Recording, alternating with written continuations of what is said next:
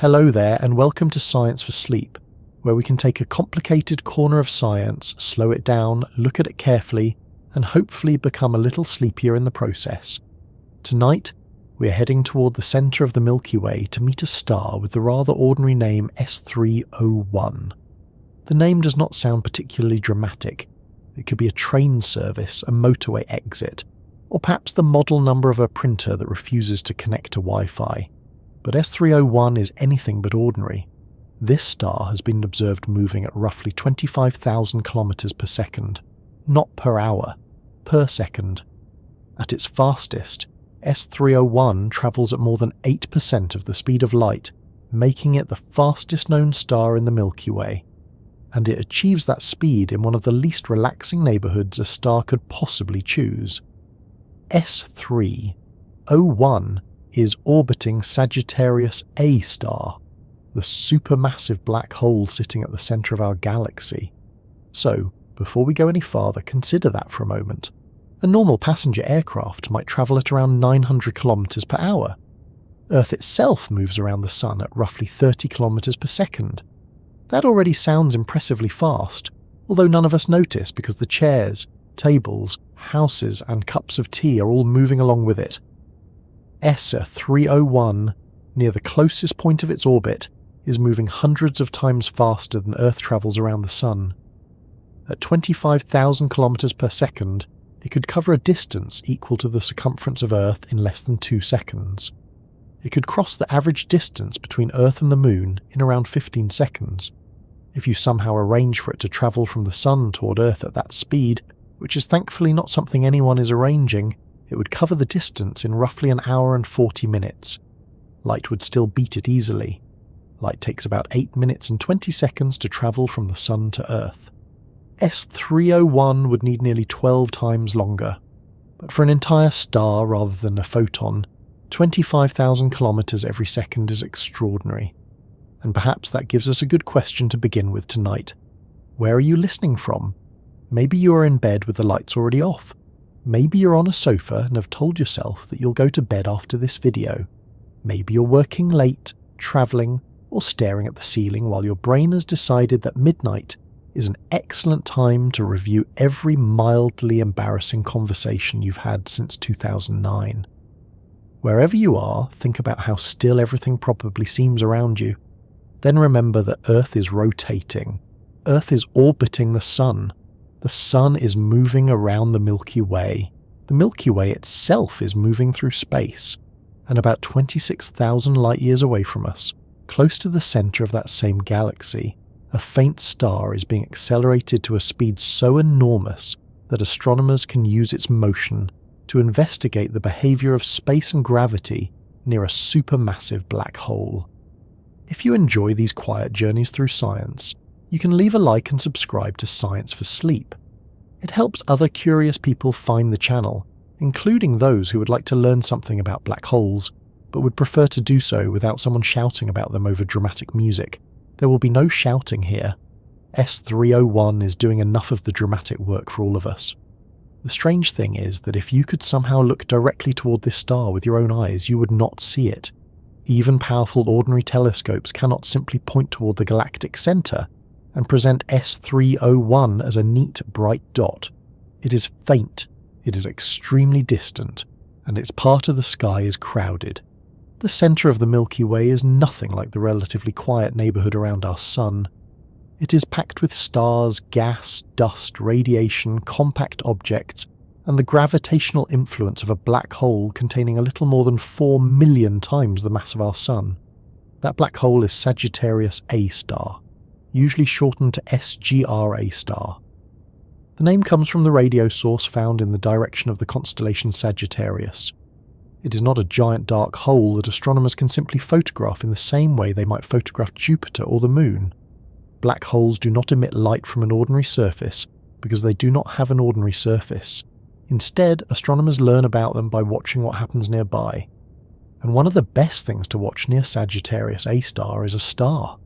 A star responds to gravity.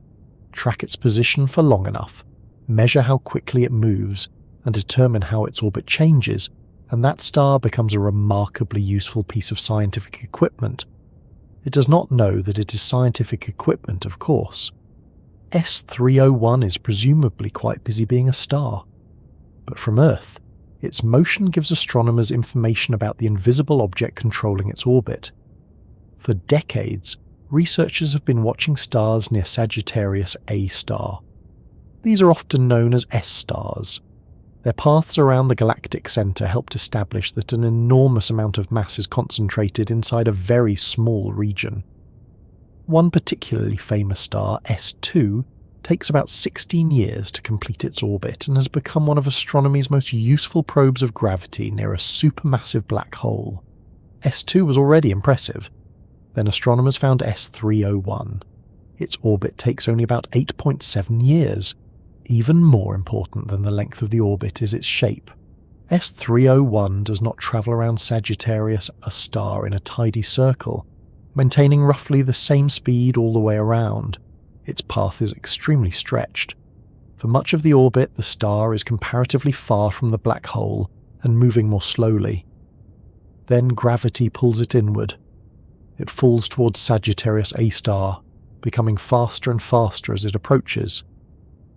At the closest part of the orbit, called pericenter, S301 passes only around 12 times the average distance between Earth and the Sun from the black hole. That distance sounds large until we remember what is sitting in the middle. 12 Earth-Sun distances would place something a little beyond Saturn's orbit if we used our solar system as a rough scale. For the supermassive black hole at the centre of the Milky Way, that is remarkably close. S301 rushes through that region at its maximum speed, turns around Sagittarius A star, and begins climbing outward again. The basic idea is not completely unfamiliar. Think about a comet moving around the Sun. A comet on a long elliptical orbit spends much of its time far from the Sun, moving relatively slowly. As it falls inward, solar gravity accelerates it. Near the Sun, it reaches its greatest speed. After swinging around, it travels outward again and slows. S301 follows the same general principle, except that the central object is not a star with one solar mass. It is a black hole with more than 4 million solar masses. That changes the scale of everything.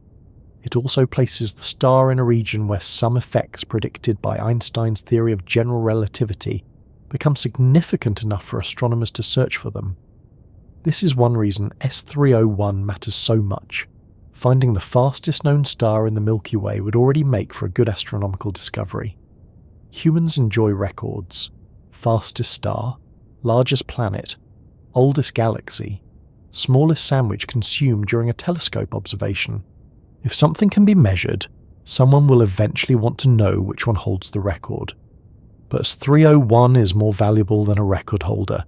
Its extreme orbit may allow astronomers to investigate a property of Sagittarius A star that has remained difficult to measure directly: its spin. A black hole can rotate. And according to general relativity, a rotating black hole does something very strange to the region surrounding it. Its rotation affects space-time itself, producing an effect commonly called frame dragging. We will get into what that actually means later, because it deserves more than a hurried explanation involving a bedsheet and a bowling ball. For now, the important point is that the closer an orbiting object gets to a rotating black hole, the stronger these subtle relativistic effects become. S301 gets very close. Close enough that its orbit may gradually reveal the black hole's rotation. That means astronomers could potentially use a star that we cannot see with our unaided eyes, located tens of thousands of light years away, to learn how an invisible black hole is spinning. There is something wonderfully practical about the method. You cannot grab Sagittarius A star. You cannot place a sensor next to it. You cannot send a spacecraft there and ask it to report back next Tuesday. Even travelling at the speed of light, a message from the galactic centre would take about 26,000 years to reach us. Instead, astronomers watch. They measure where S301 appears at different times. They compare those measurements with mathematical models. They reconstruct its orbit. They look for tiny deviations in that orbit that reveal what gravity is doing. The entire investigation depends on extraordinary precision because, from our position on Earth, the region being studied appears extremely small. Imagine standing thousands of kilometers away from a crowded city at night and trying to follow one particular moving light near the center. Now make the city 26,000 light-years away, place thick interstellar dust in front of it, and make your target a faint star moving around a black hole. That is closer to the observational problem. Fortunately, modern astronomy has become very good at solving problems that initially sound unreasonable. S301 was identified using gravity, an instrument working with the Very Large Telescope Interferometer in Chile. Instead of relying on one telescope alone, interferometry allows light collected by multiple telescopes to be combined in a way that produces extremely detailed measurements. The name gravity is unusually appropriate. Astronomers do enjoy an acronym when the opportunity presents itself. The instrument has been used for years to study the region immediately surrounding Sagittarius A star, allowing researchers to track stars with remarkable accuracy. S301 was first noticed as a faint source in observations from 2023. Researchers then followed its motion and were able to identify it in earlier observations as well, including data from 2021 and 2017. That detail is worth considering because discoveries in astronomy do not always happen when something first arrives. SS301 had been there. Its light had already crossed 26,000 years of space. Some of those photons had already reached telescopes and been recorded. The discovery came when researchers realized what those observations represented and connected positions measured at different times into the path of a single star. Once the orbit began to emerge, its unusual nature became difficult to ignore. S301 is faint in infrared observations, and researchers identify it as a main sequence star. Estimates place it at roughly 1.5 times the mass of the Sun. So this is not some enormous supergiant that survives because it is thousands of times larger than our star. In basic stellar terms, S301 is much less exotic than its surroundings. The orbit is the extraordinary part. That raises an immediate question. How does a fairly normal star end up on such an abnormal path? Stars do not generally form 12 astronomical units from supermassive black holes and then politely settle into extremely eccentric 8-year orbits. The environment near Sagittarius A star is complicated, and a star's current orbit may tell us something about an event that happened earlier in its life. One leading explanation involves a pair of stars. S301 may once have belonged to a binary system, meaning 2 stars orbiting one another. Binary stars are common. Our Sun happens to be alone, but across the galaxy, many stars have companions. Normally, such a pair can remain together for millions or billions of years, unless, of course, they pass too close to a supermassive black hole. Then the relationship can become rather difficult. If a binary system approaches a black hole like Sagittarius A star, the black hole's gravity can pull on the 2 stars differently. Under the right conditions, the pair can be torn apart. One star may be thrown away at enormous speed. The other may lose enough orbital energy to become trapped around the black hole. This process is known as the Hills mechanism, named after astronomer Jack Hills, who described the idea decades ago. S301's extremely elongated orbit is consistent with the possibility that something like this happened. If so, the fastest known star in our galaxy may owe its current motion to the destruction of an earlier partnership. One star escaped, one stayed, and the one that stayed now races repeatedly around Sagittarius A star. There is no need to imagine the star feeling particularly disappointed about the arrangement. Stars are not known for maintaining emotional records of former binary companions, but dynamically, the event would have been extreme.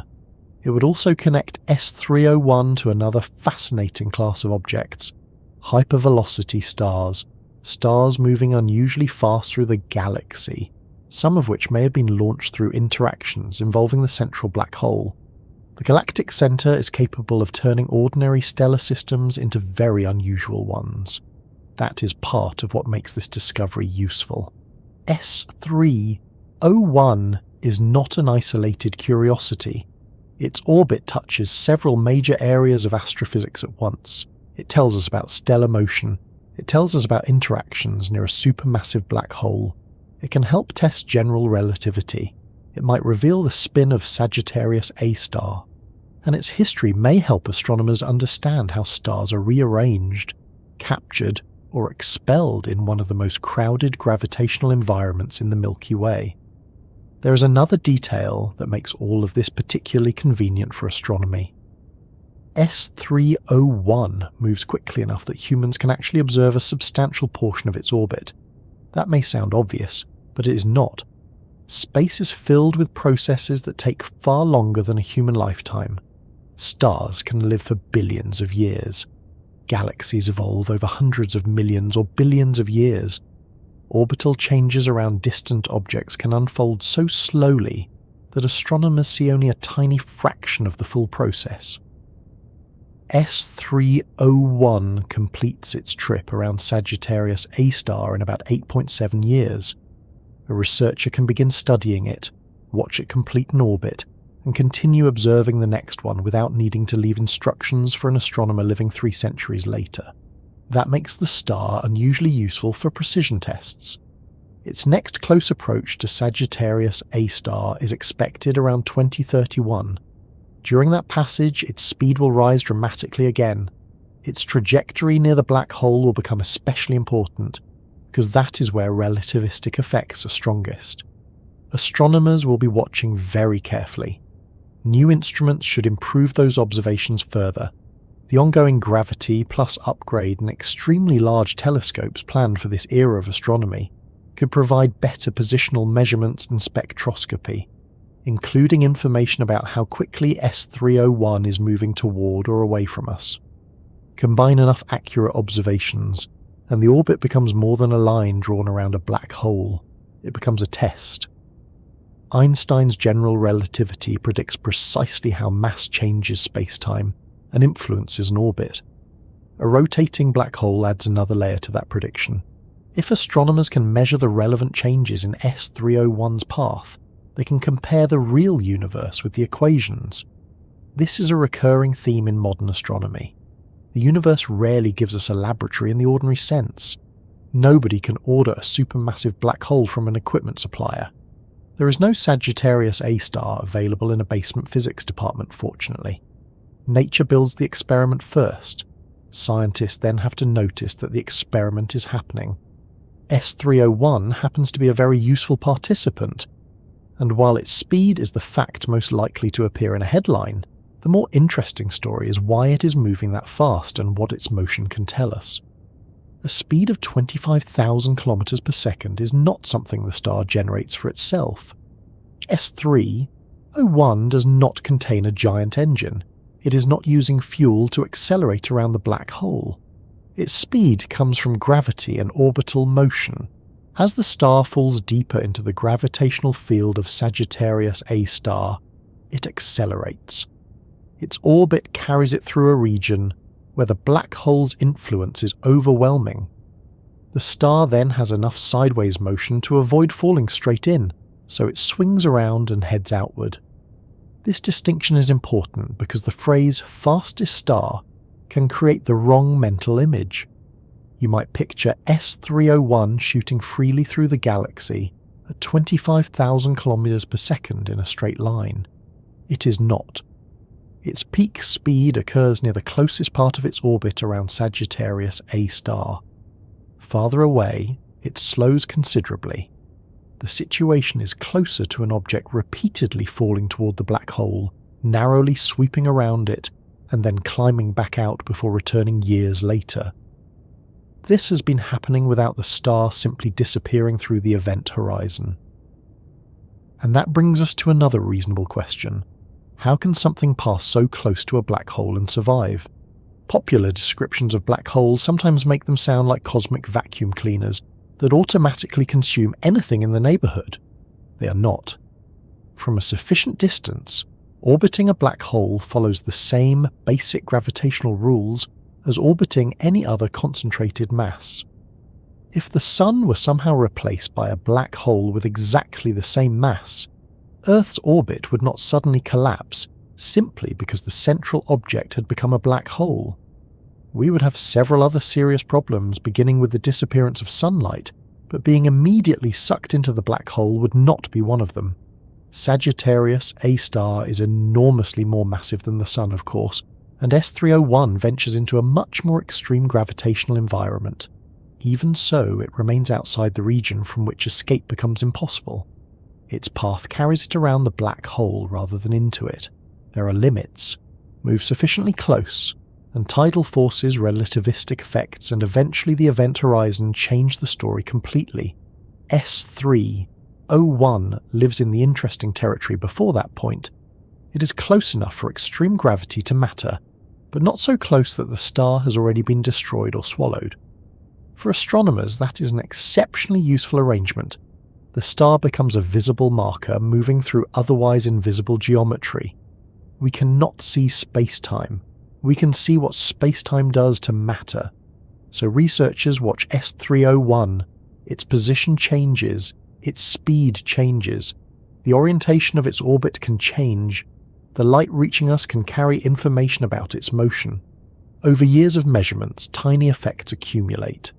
That is how a faint star with a catalogue-style name becomes one of the most interesting objects near the centre of the Milky Way. And perhaps the most surprising part is how recently this particular opportunity became clear. Human beings have stared towards Sagittarius for thousands of years. The galactic centre was always there. Sagittarius A star was always there. S301 was already racing along its orbit long before anyone knew either object existed.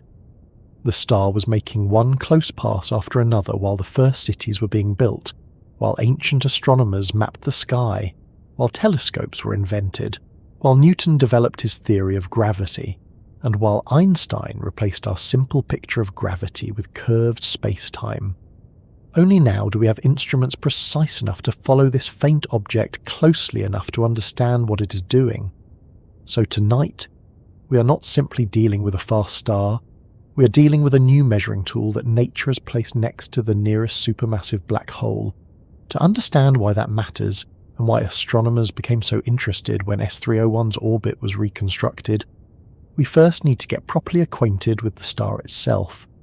What we know about it, what we do not know yet, how bright it is, how massive it may be, where it sits in relation to the crowded stars around Sagittarius A star, and what makes its motion different from the other remarkable objects that have been circling the galactic centre all along. The first thing to know about S301 is that, despite everything extraordinary about its motion, the star itself appears to be surprisingly ordinary. That may seem like an odd way to introduce an object that can move at around 25,000 kilometers per second, but it is one of the most interesting parts of the discovery. Astronomers are not looking at some enormous exotic star with a mass hundreds of times greater than the Sun. They are looking at what appears to be a fairly normal main sequence star that has somehow ended up on one of the most extreme stellar orbits we have ever measured. From its brightness, astronomers estimate that S301 probably has a mass somewhere between about 1.1 and 1.5 times the mass of the Sun. The best estimates place it toward the upper end of that range, depending on its age. Its properties are compatible with a late A-type or early F-type main sequence star. In everyday astronomical terms, that means S301 is not especially monstrous. Our Sun is a G-type main sequence star. An F-type star is somewhat hotter, brighter, and generally more massive. If S301 really is close to an F-type star, it may produce several times the Sun's luminosity. Researchers estimate a luminosity of roughly 5.5 times that of the Sun, bright enough to be impressive if it were nearby. Unfortunately, for anyone hoping to go outside tonight and spot it between a few constellations, nearby is very much not the situation. S301 lives close to the centre of the Milky Way, roughly 26,000 light-years from Earth. That means the light astronomers are detecting from S301 began its journey toward us about 26,000 years ago. When those photons left the star, human beings on Earth were living deep in the prehistoric period. There were no cities, no written languages, no telescopes, and certainly no astronomers arguing over orbital fits on computers. The light travelled across the galaxy for thousands upon thousands of years, through a Milky Way filled with stars, gas and dust, eventually reaching Earth just as we developed instruments precise enough to understand where it came from. There is also a great deal of dust between us and the galactic centre. Interstellar dust is excellent at blocking visible light. If you try to look toward the centre of the Milky Way using ordinary visible wavelengths, much of the interesting activity is hidden behind thick clouds of material. Infrared light is more useful because it can pass through that dust more effectively.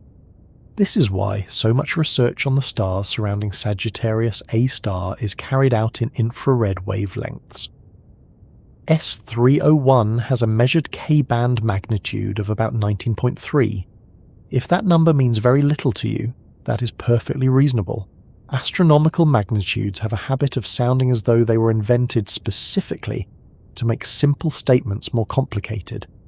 The important point is that S301 is extremely faint from Earth. The human eye, under excellent dark skies, generally reaches only around magnitude 6. Every increase in magnitude means an object is fainter, and the scale is logarithmic rather than linear. By the time you reach magnitude 19, you are dealing with something far beyond naked eye visibility. Even identifying such a faint source near the galactic centre is difficult because S301 does not appear alone against a clean black background. It is surrounded by other stars. Many of them are moving, some are brighter, and directly nearby in our line of sight is Sagittarius A star, which itself produces variable infrared emission. Imagine trying to follow one specific person across a busy railway station while looking through frosted glass from several kilometres away. Now imagine that everyone in the station is moving around, the lighting keeps changing, and the person you're tracking occasionally passes very close to a flashing lamp.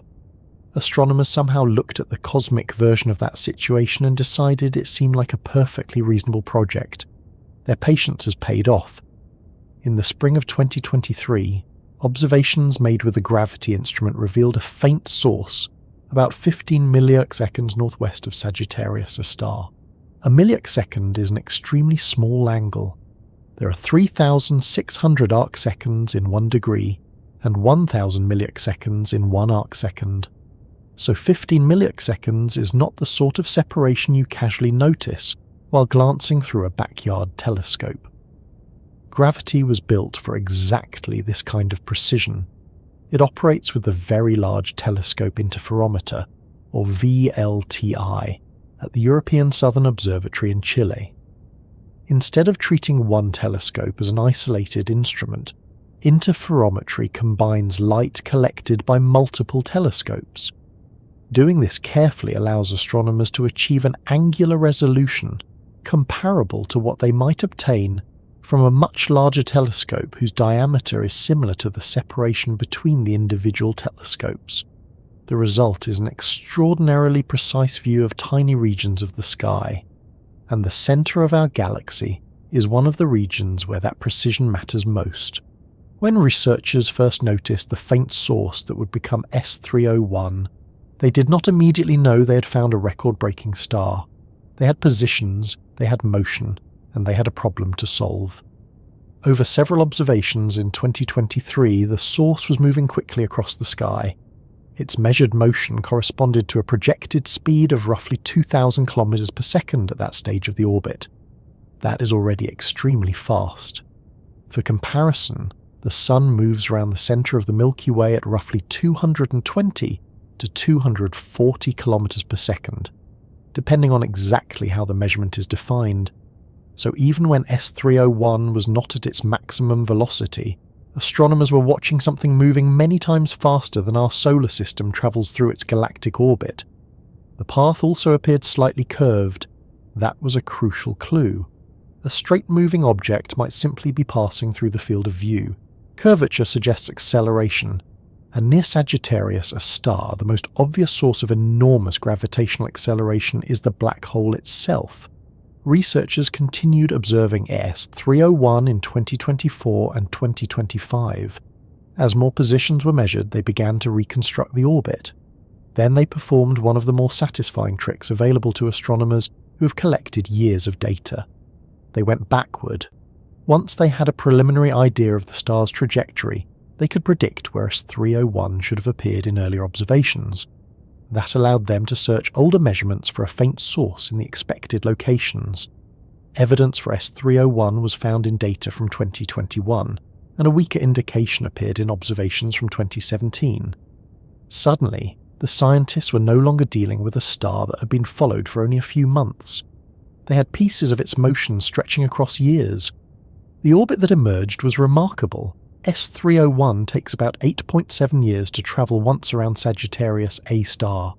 That makes it the shortest known orbital period of any star measured around the Milky Way's central supermassive black hole.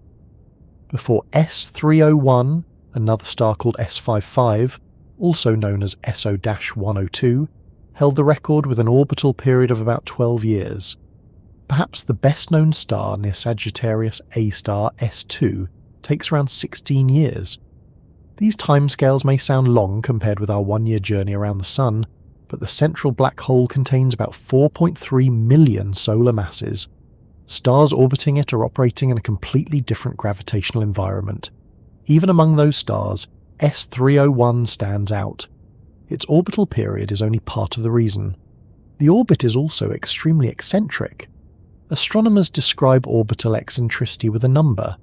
A perfectly circular orbit has an eccentricity of 0. As an orbit becomes more elongated, the eccentricity moves closer to 1. Earth's orbit has an eccentricity of only about 0.017.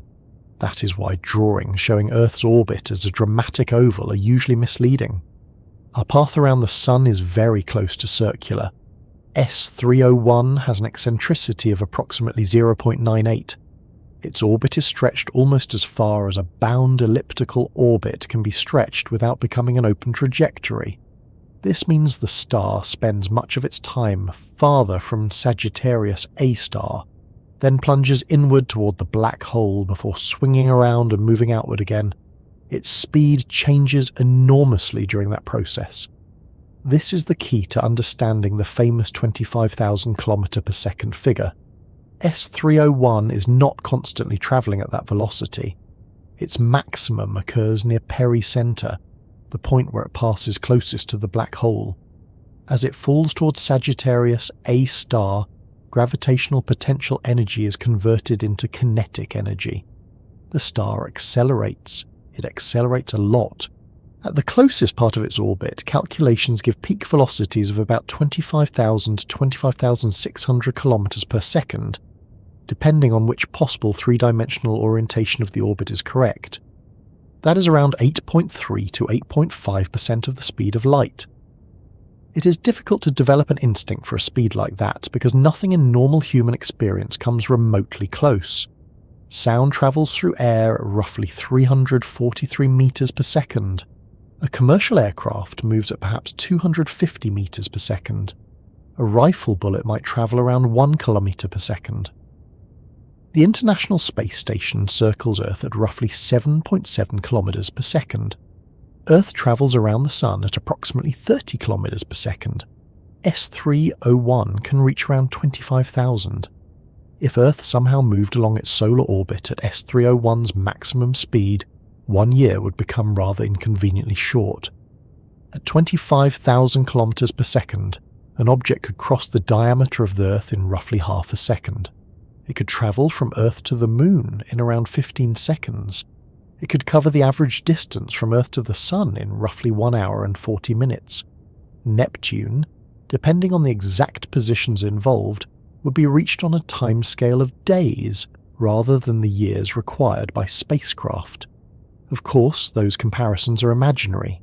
S301 is not available for passenger transport, and getting close enough to board it would introduce several practical difficulties. The comparisons simply help translate the number into something our brains can manage. Even then, S301 is nowhere near the cosmic speed limit. Light travels at about 300,000 kilometers per second. At its fastest, S301 is moving at a little more than 1/12 of that speed. Light could still circle Earth roughly 7.5 times in a single second. S301 would not quite manage one full trip around the planet in 2 seconds. So when we call it extraordinarily fast, we are not saying it is approaching light speed in the same sense as the particles accelerated inside machines like the Large Hadron Collider. The extraordinary part is that S301 is a star. A star is an enormous ball of plasma. It contains more mass than our Sun, according to current estimates, and the whole thing is moving through its orbit at a significant fraction of the speed of light. That is where the scale becomes difficult to appreciate. A proton moving near light speed in a particle accelerator is impressive physics. More than a solar mass of material moving at 8% of light speed is an entirely different sight. There is an important qualification to the phrase, fastest star we have ever seen. S301 is the fastest known star in the Milky Way, based on its peak orbital velocity. That does not allow astronomers to declare with certainty that no star anywhere in the observable universe ever moves faster. The universe contains hundreds of billions of galaxies, many of them with supermassive black holes larger than Sagittarius A star. There may well be stars in distant galaxies experiencing even more extreme conditions that we simply cannot resolve individually. Science usually has to work with what can actually be observed and measured. Within our galaxy, S301 currently holds the record, and even there, fastest needs a little explanation because stars can be fast in different ways. Some stars are known as hypervelocity stars. These objects move through the Milky Way at unusually high speeds, sometimes fast enough that they may eventually escape the galaxy completely. They are not necessarily orbiting the central black hole. Some may have been launched outward after violent gravitational encounters. S301 is different. Its huge velocity is reached while it remains gravitationally bound to Sagittarius A star. It races inward, it swings around, it heads outward. Then gravity eventually brings it back.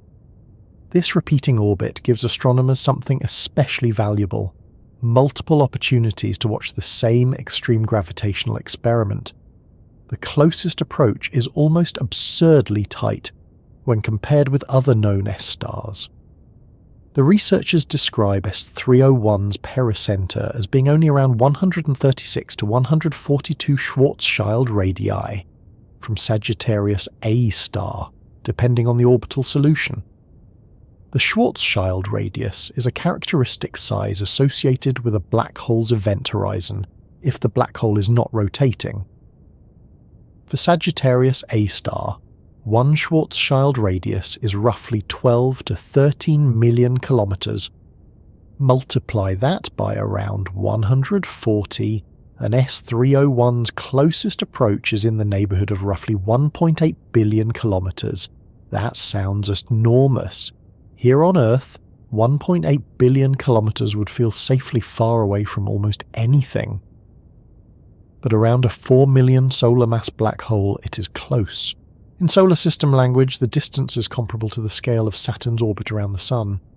Imagine replacing our Sun with Sagittarius A star. Do not worry about what happens to Earth in this scenario.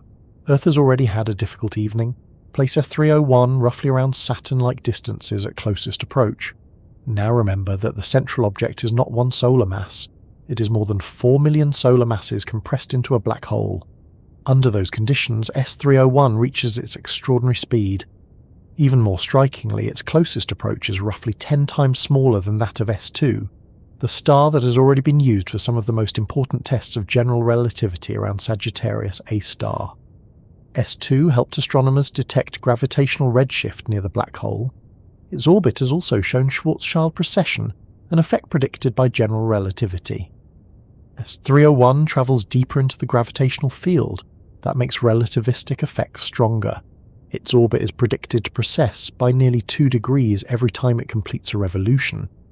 That deserves some explanation, because an orbit that precesses does not trace the same closed ellipse over and over.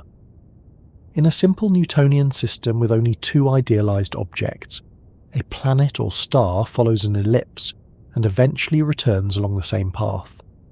General relativity changes that near a sufficiently massive object. The closest point of the orbit slowly shifts. Instead of drawing the same ellipse repeatedly, the trajectory gradually rotates around the central object.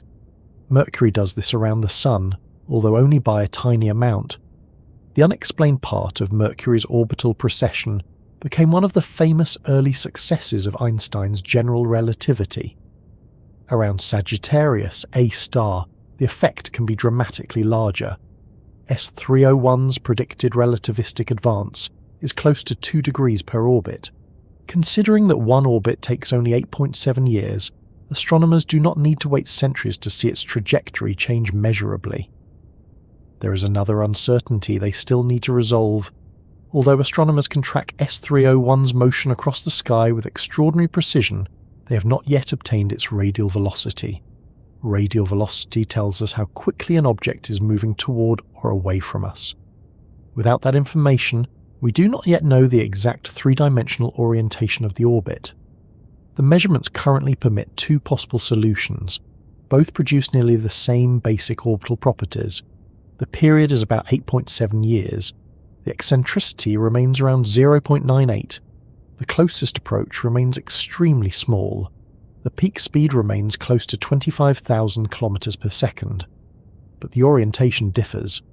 Why not simply take a spectrum and measure the radial velocity? Because S301 is faint. Researchers have tried to detect it spectroscopically using the ERIS instrument, but current observations have not been deep enough to obtain the necessary spectral features. Future instruments should improve the situation considerably. The Extremely Large Telescope, or ELT, now being developed by the European Southern Observatory, will have a primary mirror almost 40 meters across. An instrument called Mikado is expected to provide extremely detailed observations of crowded stellar regions.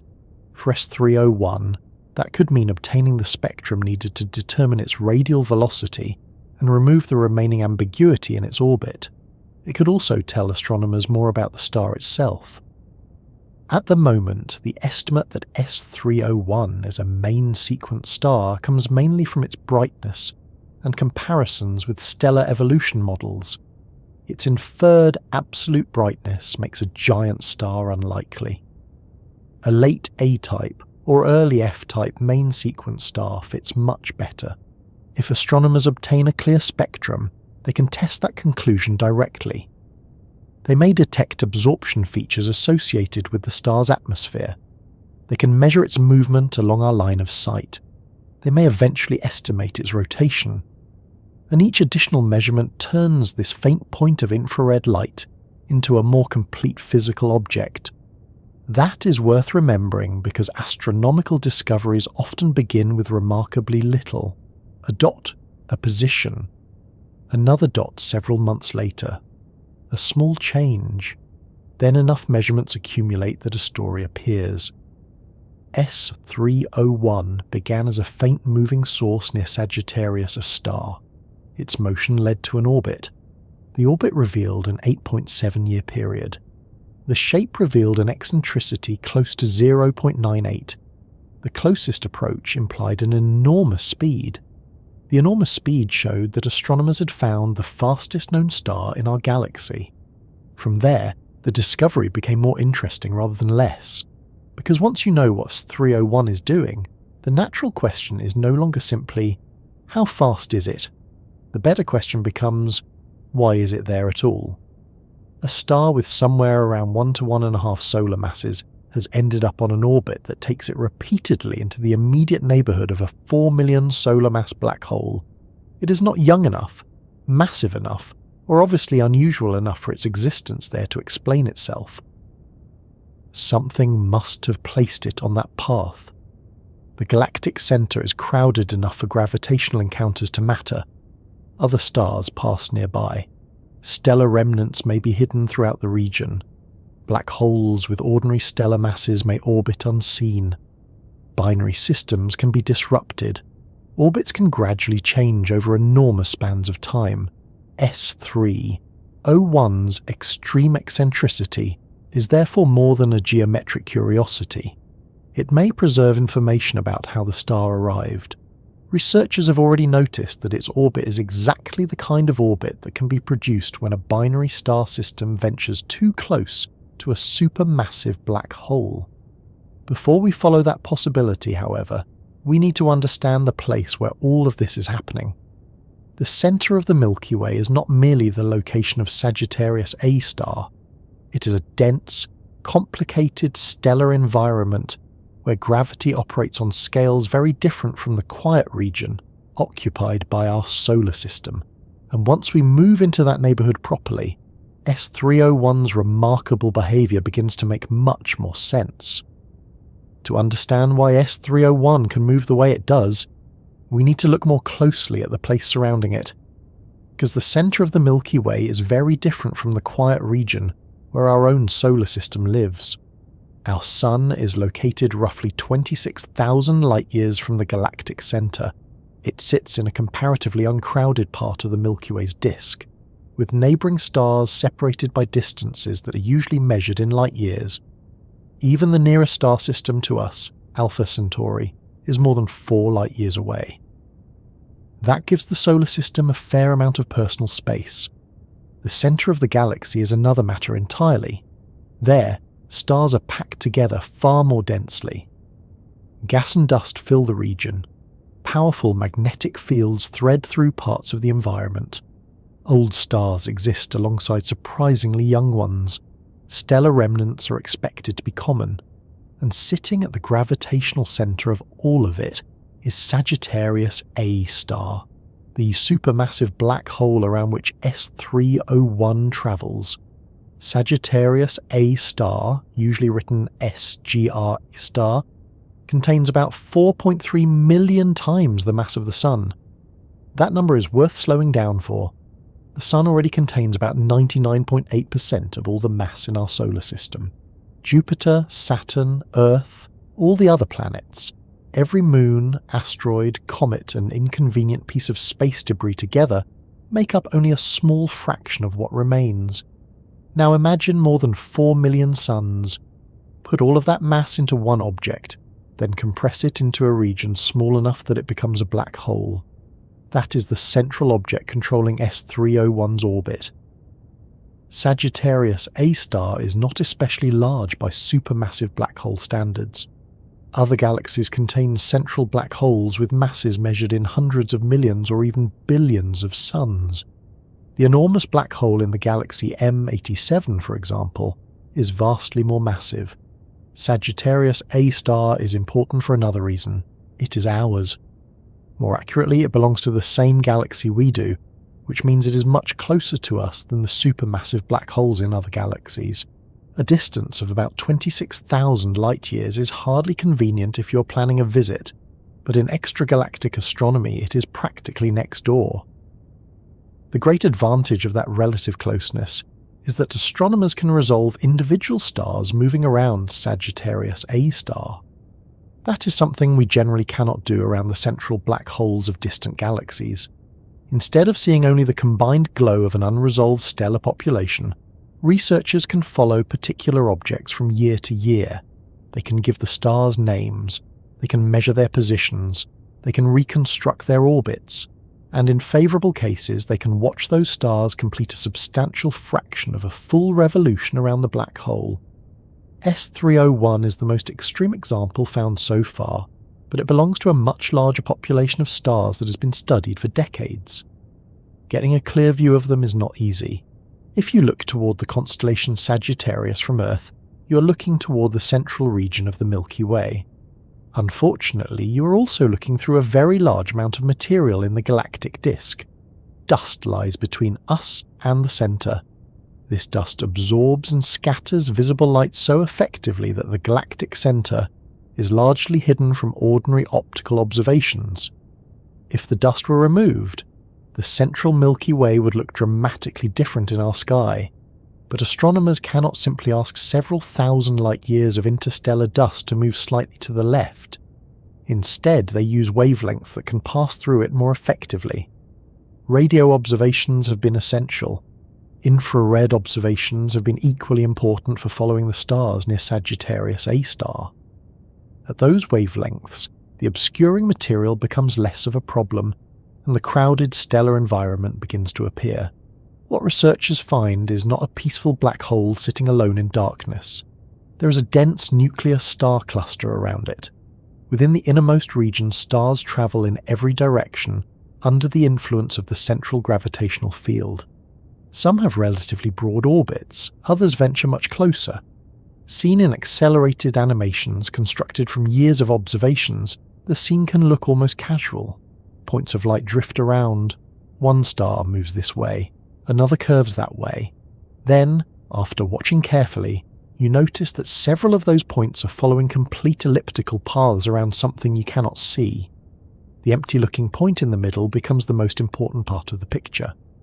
This was one of the major ways astronomers established the nature of Sagittarius, a star. The black hole itself is dark. You do not observe a conventional surface. What you can observe is its influence. If a star is orbiting an invisible object, its speed and trajectory reveal how much mass must be present. The same principle is used throughout astronomy. We know the masses of many stars because we watch binary stars orbit each other. We infer the existence of some exoplanets because they pull their host stars slightly back and forth. Around the galactic centre, astronomers used the motions of stars to discover that millions of solar masses were concentrated inside an astonishingly small volume. There were not many reasonable alternatives. You could try to explain the mass as an enormous cluster of faint stars, neutron stars, white dwarfs, or stellar mass black holes. The difficulty is fitting enough of them into such a tiny region while keeping that cluster stable. As the measurements became increasingly precise, those alternatives became harder and harder to defend. The simplest explanation was a supermassive black hole. One star in particular helped make the case. Its name is S2. S2 has become something of a celebrity among galactic centre astronomers, although it has so far avoided the usual problems associated with fame. It does not give interviews, it does not have a social media account, and it continues following its orbit whether anyone is watching or not. S2 takes roughly 16 years to complete one orbit around Sagittarius A star. Its path is highly elliptical, bringing it much closer to the black hole at one end of the orbit than at the other. During its close approach in 2018, astronomers observed it carefully with some of the most precise instruments available. The results did more than reinforce the measurement of the central mass.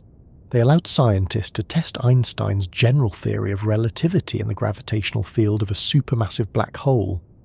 One observed effect was gravitational redshift. Light climbing out of a strong gravitational field loses energy in a way that shifts its wavelength toward the red end of the spectrum. Another relativistic contribution comes from the star's tremendous velocity. Together, these effects altered S2's light in the way general relativity predicted. Later measurements also reveal that S2's orbit does not repeat as a perfectly fixed ellipse.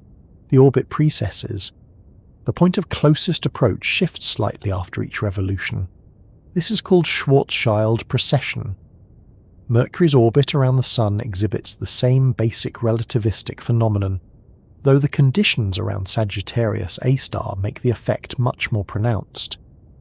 S2 therefore became both an orbiting star and a gravity experiment. Then S301 appeared deeper in. That is why its discovery attracted so much attention. S301 is not merely another star added to a catalogue of galactic centre objects. It enters a part of the gravitational field where effects that are weak for S2 become stronger. Its pericentre distance is roughly 10 times smaller than S2's. It also reaches a much higher speed. This gives astronomers a more sensitive probe of what is happening around the black hole. To appreciate the geometry, it helps to forget the usual textbook picture of a galaxy for a moment. You have probably seen images of spiral galaxies shown face-on, with a bright central bulge and graceful arms winding outward. The Milky Way is a barred spiral galaxy, and because we live inside its disk, we cannot simply move outside and photograph the whole structure from above. The galactic centre lies in the direction of Sagittarius, embedded within the central bulge. Zoom inward far enough and the scale changes dramatically. At first, you have billions of stars distributed across the galaxy. Then you narrow your view to the central region, then to the nuclear star cluster, then to the innermost light year. then to the stars orbiting Sagittarius, a star, and finally to the tiny area traced by S301's closest approach. At that scale, even the orbit of Neptune would begin to look like a useful measuring stick. ESO illustrations comparing S301's orbit with the solar system show just how compact the arrangement is. The star is not completing an 8.7-year orbit because it is circling lazily through a vast region. It can finish so quickly because Sagittarius A star produces an enormous gravitational acceleration. Kepler's laws still provide useful intuition. For an orbiting object, the time required to complete an orbit depends on both the size of that orbit and the mass of the central body. Earth needs 1 year to orbit one solar mass at a distance of 1 astronomical unit. Pluto takes about 248 years because it is much farther away. Put millions of solar masses in the centre, however, and stars can move around it on short periods even when their orbital dimensions are far greater than Earth's distance from the Sun. S301's extreme eccentricity adds another complication. For much of its 8.7-year circuit, it is nowhere near maximum speed. Near the outer portion of the orbit it slows, then it begins falling inward. Sagittarius A star accelerates it continuously.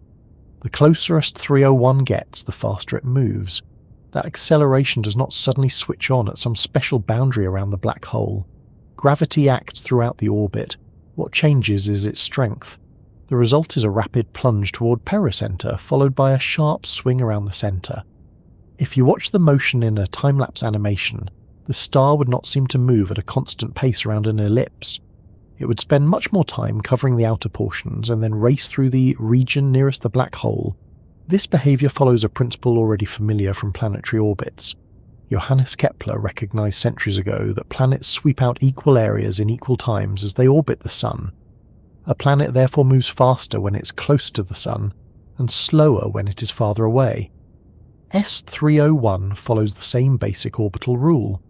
It simply does so in a place where Newtonian gravity alone is no longer the complete description. General relativity starts to matter. The black hole also introduces scales that are not part of ordinary planetary astronomy. One of them is the event horizon. The event horizon is not a physical surface like the surface of Earth or the Sun. It is a boundary in space-time. Once something passes inside it, all future directed paths lead farther inward. Escaping back to the outside universe would require moving faster than light, which cannot happen. For a non-rotating black hole with the mass of Sagittarius A star, the relevant horizon scale is measured in millions of kilometers. S301 remains safely outside it. That word, safely, is being used from the star's point of view rather than ours. A region where an entire star is travelling at tens of thousands of kilometers per second around a 4 million solar mass black hole is not where most people would choose to build a holiday cottage. But the orbit does not cross the event horizon, nor does S301 appear to pass close enough to be torn apart by the black hole's tidal forces. Tidal forces occur because gravity is stronger on the side of an object closer to the black hole than on the side farther away. If the difference becomes large enough, an object can be stretched and disrupted. This is the origin of the rather memorable term spaghettification. For S301, its distance at pericenter and its nature as a compact main sequence star allow it to remain intact. So it swings around and continues. That survival gives astronomers repeated measurements. Every orbit is another chance to refine the trajectory. Every close approach provides another opportunity to detect relativistic effects. And because the orbital period is less than 9 years, these opportunities arrive unusually quickly by astronomical standards. The environment is not static during all of this. Sagittarius A star itself can vary in brightness. Although it is a supermassive black hole, it is currently much less active than the central black holes in quasars and strongly active galaxies. It is not consuming enormous quantities of matter and producing a brilliant accretion disk visible across billions of light years. Even so, gas exists around it. Material can become heated as it moves through the black hole's surroundings, producing emission at radio, infrared, sub-millimeter, and X-ray wavelengths. Flares occur. For researchers trying to detect a faint star like S301 very close to the black hole's apparent position, this variable emission is not always helpful. The central source can become brighter and complicate the measurement. Then there are the other stars. The galactic center is crowded enough that multiple sources can overlap from our viewpoint. Two objects that are physically separated in 3 dimensions can appear very close together when projected onto the sky. As the stars move, these overlaps change. Astronomers call this source confusion, and it is one of the reasons precision observations of the region are difficult. S301 itself can become hard to distinguish at particular times. This is where gravity's interferometric precision becomes so important. By combining the light gathered by the telescopes of the VLTI, the instrument can measure positions on scales of milliarc seconds and even smaller astrometric shifts under favourable conditions.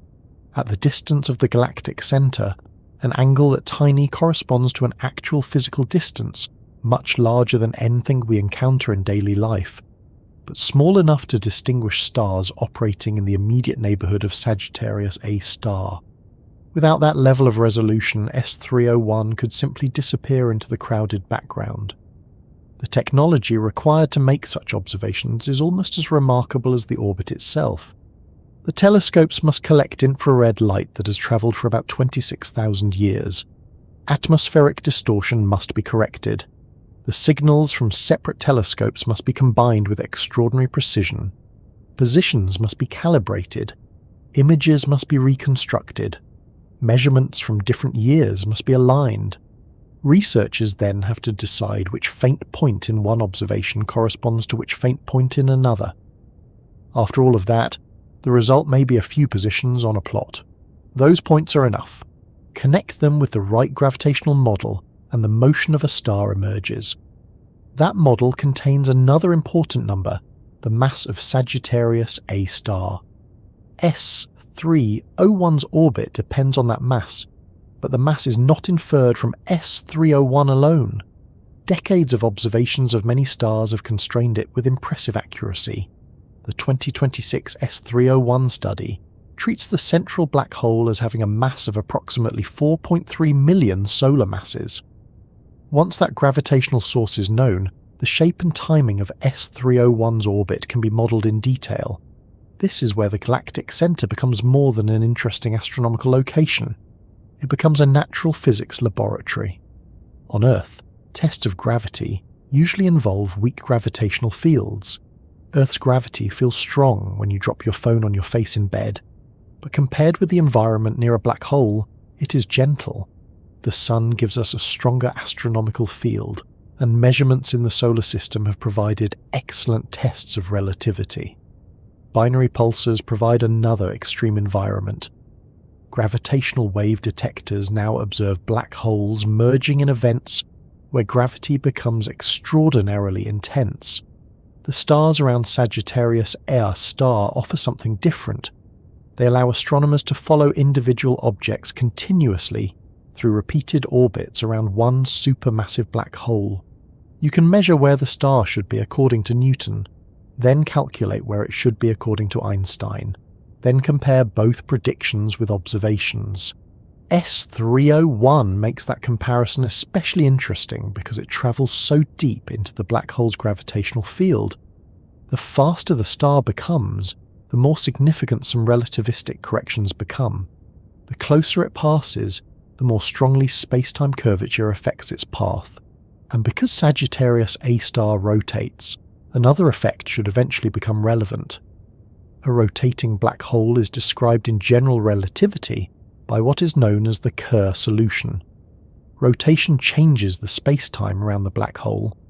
Instead of the surrounding geometry behaving exactly as it would around a non-rotating mass, the spin produces an additional influence on nearby orbits. This frame-dragging effect is small at large distances. Move closer, and it grows stronger. S2 does not pass close enough for its orbit to provide an easy measurement of Sagittarius A star's spin with current observations. S301 may. That possibility is one of the main reasons the star is so important. Its orbit gives astronomers access not only to the mass of the black hole and the familiar relativistic precession caused by that mass, but potentially to the rotation of the black hole itself. There is a pleasing irony in the situation.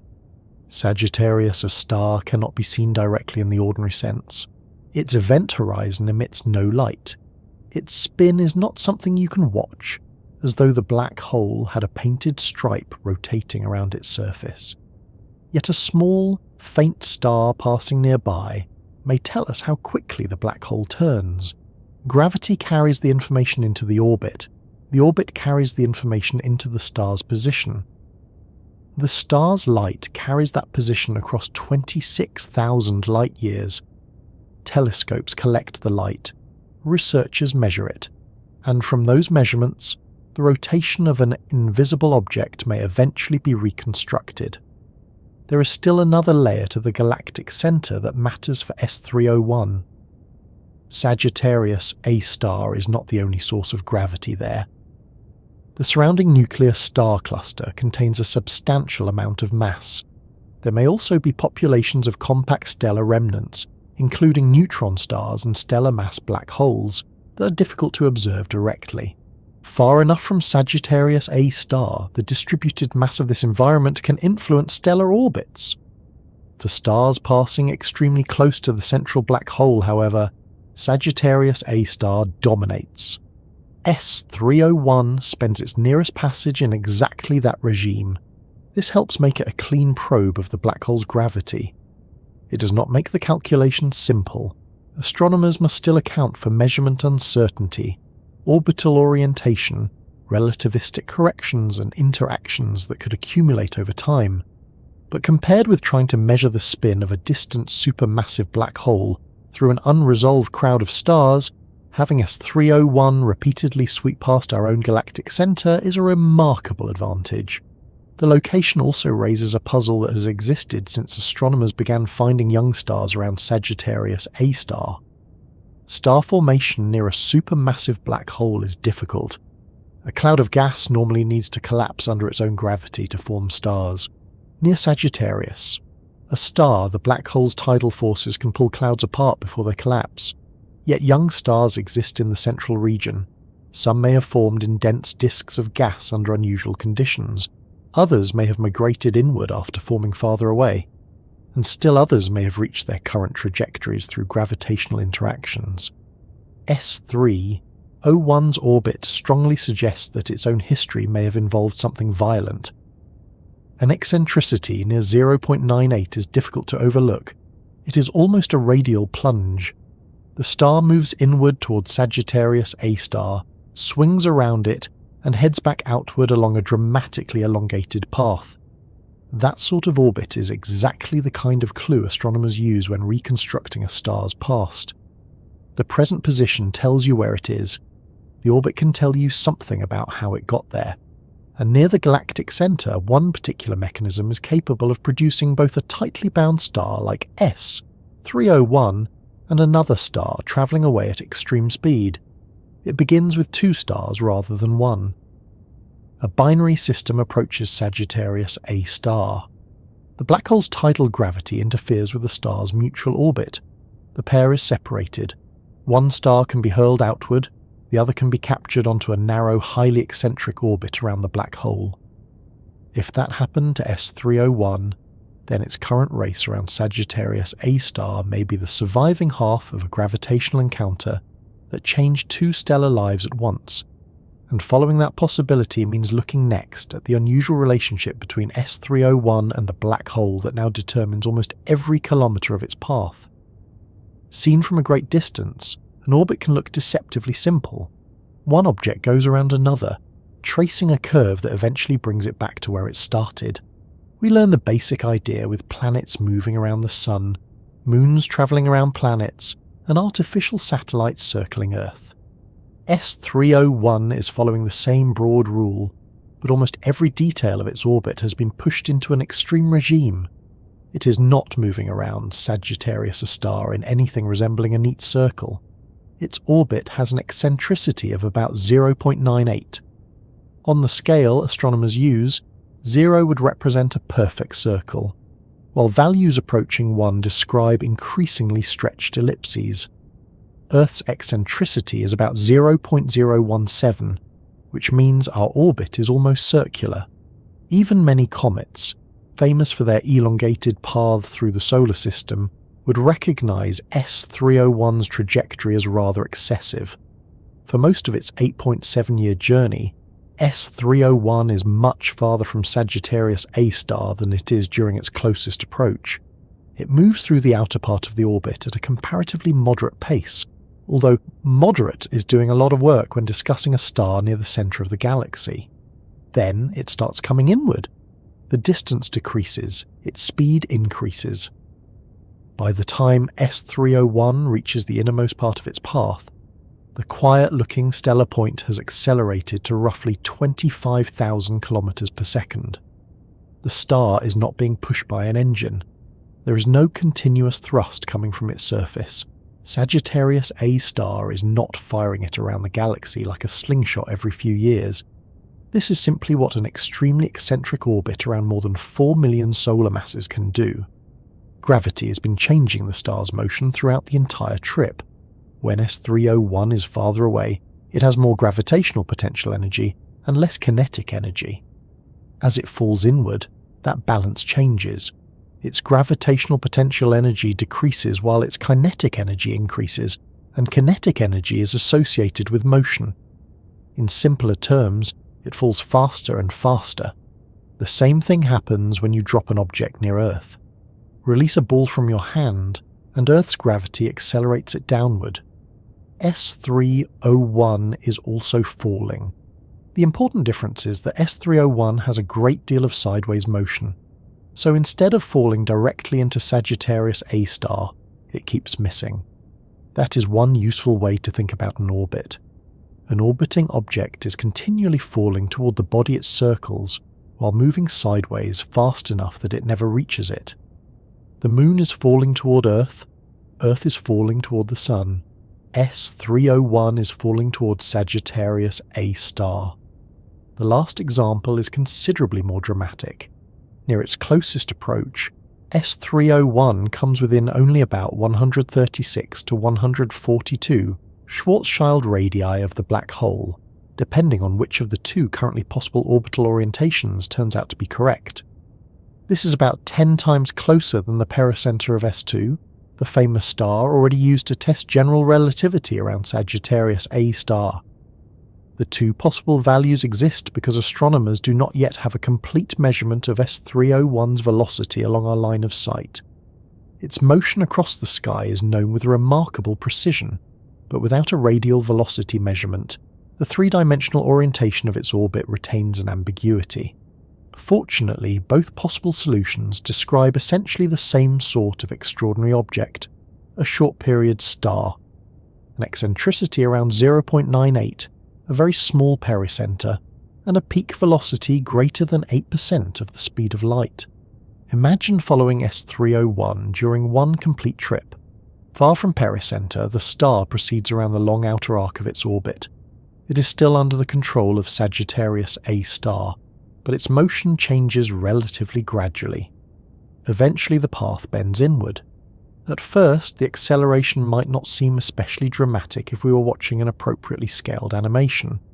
But as the separation shrinks, the gravitational field grows stronger, and S301 begins covering distance more rapidly. Soon, it is no longer spending equal amounts of time in equal portions of the ellipse. It rushes through the inner region. This uneven pace is a fundamental property of orbital motion. Johannes Kepler described it centuries ago when he developed his laws of planetary motion. His second law says that a line joining an orbiting object and the body it circles sweeps out equal areas during equal intervals of time. The result is that objects in elliptical orbits move faster when they are near the centre of attraction, and slower when they are farther away. Mercury does it, comets do it, Earth does it slightly. S301 takes the principle and turns the dial almost all the way up. Because the orbit is so elongated, the difference between its slower outer movement and its violent pericenter passage is enormous. There is a moment during each orbit when S301 reaches its minimum distance from Sagittarius, a star.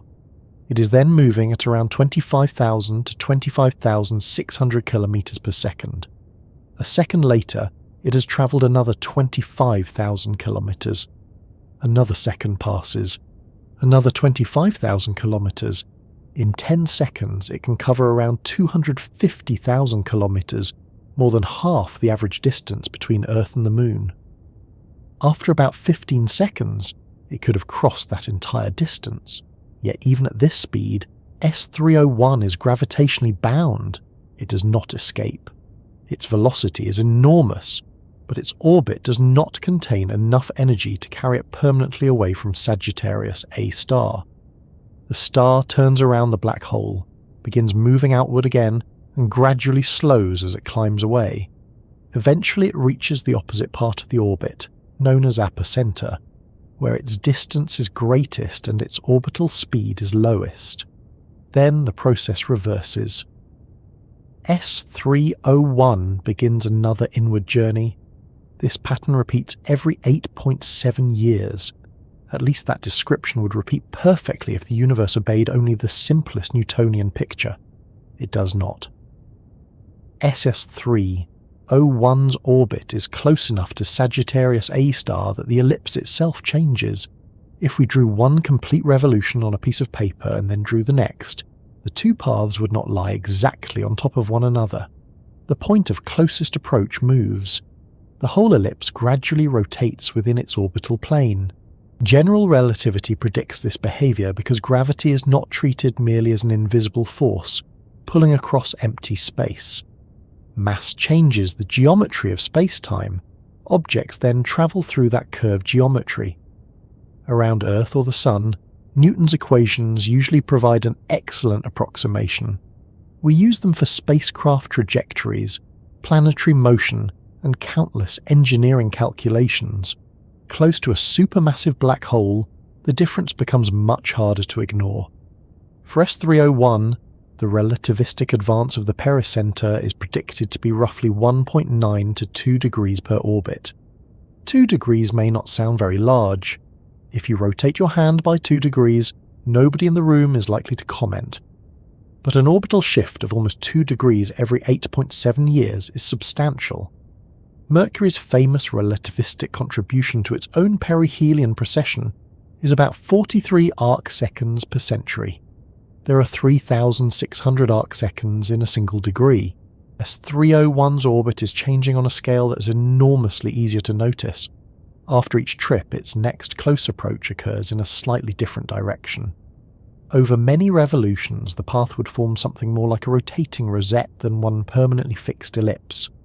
The researchers who reconstructed the orbit point out that S301's trajectory already fails to close because of this Schwarzschild precession. The word Schwarzschild comes from Karl Schwarzschild, the German physicist who found an exact solution to Einstein's field equations shortly after general relativity was introduced. That solution describes the space-time outside an idealized, non-rotating, electrically uncharged spherical mass. For a black hole, it gives us what is called the Schwarzschild metric. Sagittarius, a star, however, is unlikely to be non-rotating. Almost everything in astronomy rotates. Planets rotate, stars rotate, galaxies rotate. Gas clouds possess angular momentum. When matter collapses to form a black hole, angular momentum does not simply disappear. A realistic astrophysical black hole is therefore expected to spin. Once rotation enters the problem, the space-time around the black hole changes again. A spinning black hole is described by the Kerr metric, named after physicist Roy Kerr. Here the situation becomes stranger, because the black hole's rotation influences nearby space-time in a way that can affect an orbiting object. The effect is commonly described as frame dragging. The phrase makes it sound as if Sagittarius A has reached out, grabbed space-time by the edges, and started turning it. That is not a terrible first impression, provided we do not take the picture too literally. A rotating mass changes the geometry around it in a way that causes the orientation of nearby orbits to shift. This is called lens-thirring precession. Earth produces the same type of effect. Its rotation causes an extremely tiny frame-dragging influence around our planet. Spacecraft experiments have attempted to measure it. Around a spinning supermassive black hole, the effect can become much stronger. The difficulty is distance. The spin-related influence drops rapidly as you move away from the black hole. That is why finding a star that passes exceptionally close to Sagittarius A star matters so much. S2, despite its famous orbit, does not get close enough for the spin of Sagittarius A star to produce a conveniently measurable change over a short period with current observational capabilities. S301 goes roughly 10 times closer at pericenter. That changes the situation. For a maximally spinning Sagittarius A star, the study predicts an in-plane lens-thirring contribution that can reach around 1/10 of a degree per orbit, multiplied by factors depending on the relative orientation of the black hole's spin and the star's orbital plane. There can also be an out-of-plane effect. Instead of only changing where pericenter occurs within the existing plane, the black hole's spin can gradually alter the orientation of the orbital plane itself. Imagine a coin lying flat on a table. Rotating a line drawn on the surface of the coin would resemble one type of precession. Tilting the coin itself would resemble another. For S301, astronomers are interested in both. If the predicted spin-related shifts can be measured, the star could tell us how Sagittarius A star rotates. It might help constrain both the strength of the spin and the orientation of its spin axis. That is an extraordinary amount of information to obtain from the movement of one faint point. Nothing about S301 announces that it is measuring space-time. It simply follows its orbit. The physics is contained in tiny differences between where the star would move around a non-rotating black hole and where it actually moves around the real Sagittarius A star. Astronomers need to measure those differences against much larger effects. The strongest influence, of course, is ordinary gravitational attraction from the black hole's mass. Then there is the Schwarzschild relativistic correction, responsible for the large pericenter advance of almost 2 degrees per revolution. Spin produces a smaller correction on top of that. Other masses in the galactic center can perturb the orbit as well. The measurements also contain observational uncertainty. All of those ingredients must be separated. This is why repeated observations are so important. One position tells you almost nothing. Several positions reveal motion. Years of positions reveal an orbit. Multiple orbits begin revealing tiny departures from the simplest version of that orbit. S301 offers another advantage because it completes revolutions relatively quickly. An 8.7-year period is long compared with a human attention span, but wonderfully short compared with many astronomical phenomena. A researcher could plausibly follow more than one complete orbit during a career. The star's next, especially important close approach will give astronomers another dense set of measurements near the point where the relativistic effect becomes strongest. Future instruments should also improve the radial velocity information. That will matter because a star's true motion exists in 3 dimensions, while an image of the sky initially gives us only 2. Suppose you watch an aircraft from far away. You can see it moving left to right. You can see it moving upward or downward in your field of view. But unless you have additional information, it can be difficult to tell exactly how quickly it is also moving toward you or away from you. Spectroscopy provides that missing component for stars. Motion along our line of sight shifts spectral features through the Doppler effect. If a source moves toward us, its light shifts slightly towards shorter wavelengths. If it moves away, the light shifts toward longer wavelengths. Combine that radial velocity with precise astrometry across the sky, and the full 3-dimensional orbit becomes much more tightly constrained. S301 is currently so faint that obtaining those spectral measurements is difficult. The current study notes that existing IRIS observations are not deep enough to measure the expected spectral feature, while future spectroscopy with instruments such as Mikado on the extremely large telescope should be capable of doing so. Until then, astronomers have the two possible orbital orientations. Neither one changes the basic picture. S301 repeatedly dives into an extraordinarily strong gravitational field, reaches a fraction of light speed, swings around Sagittarius, a star, and heads outward again. It is tempting to imagine this as a dangerous maneuver performed at the last possible moment. From the star's perspective, however, there is no maneuver at all. No decision happens at pericenter. No force suddenly turns the star around like a car reaching a hairpin bend. The entire trajectory is one continuous freefall path through curved space-time. That distinction matters.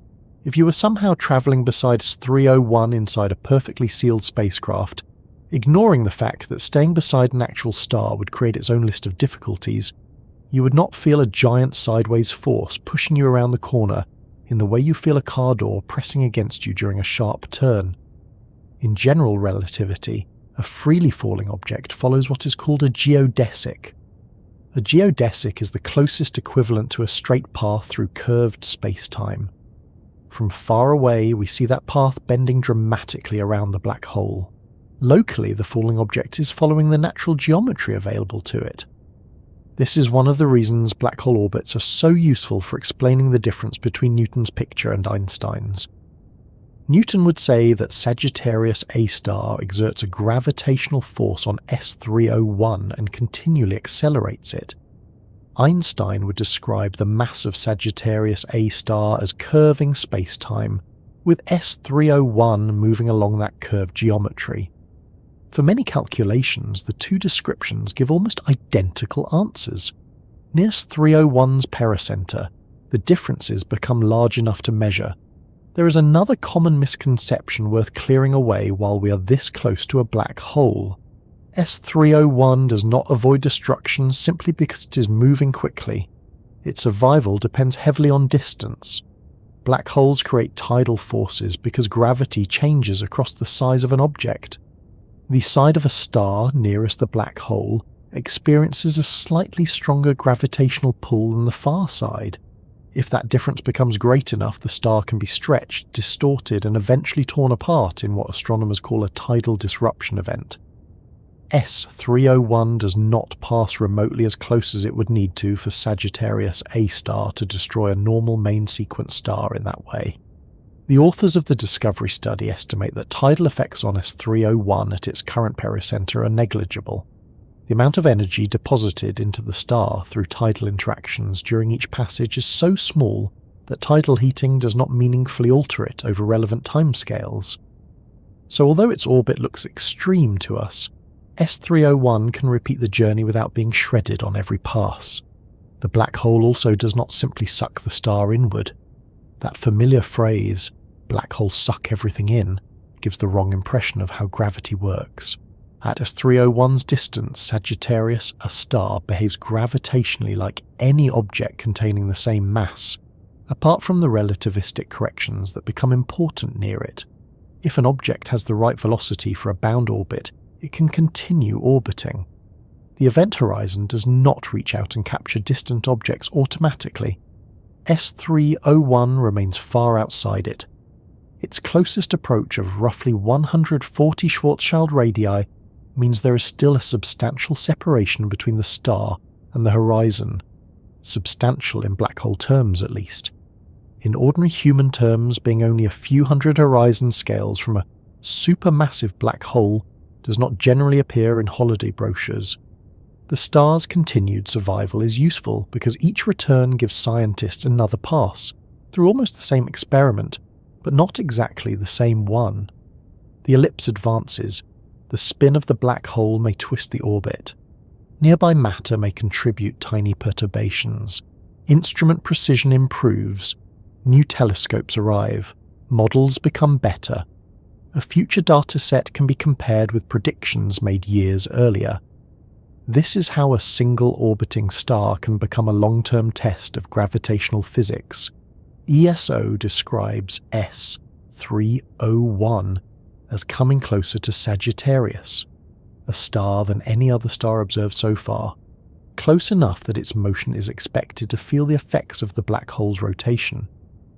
Yet the dramatic motion itself still leaves one basic puzzle sitting underneath everything. Gravity tells us what S301 does once it is on this orbit. It does not by itself tell us how the star obtained such an orbit in the first place.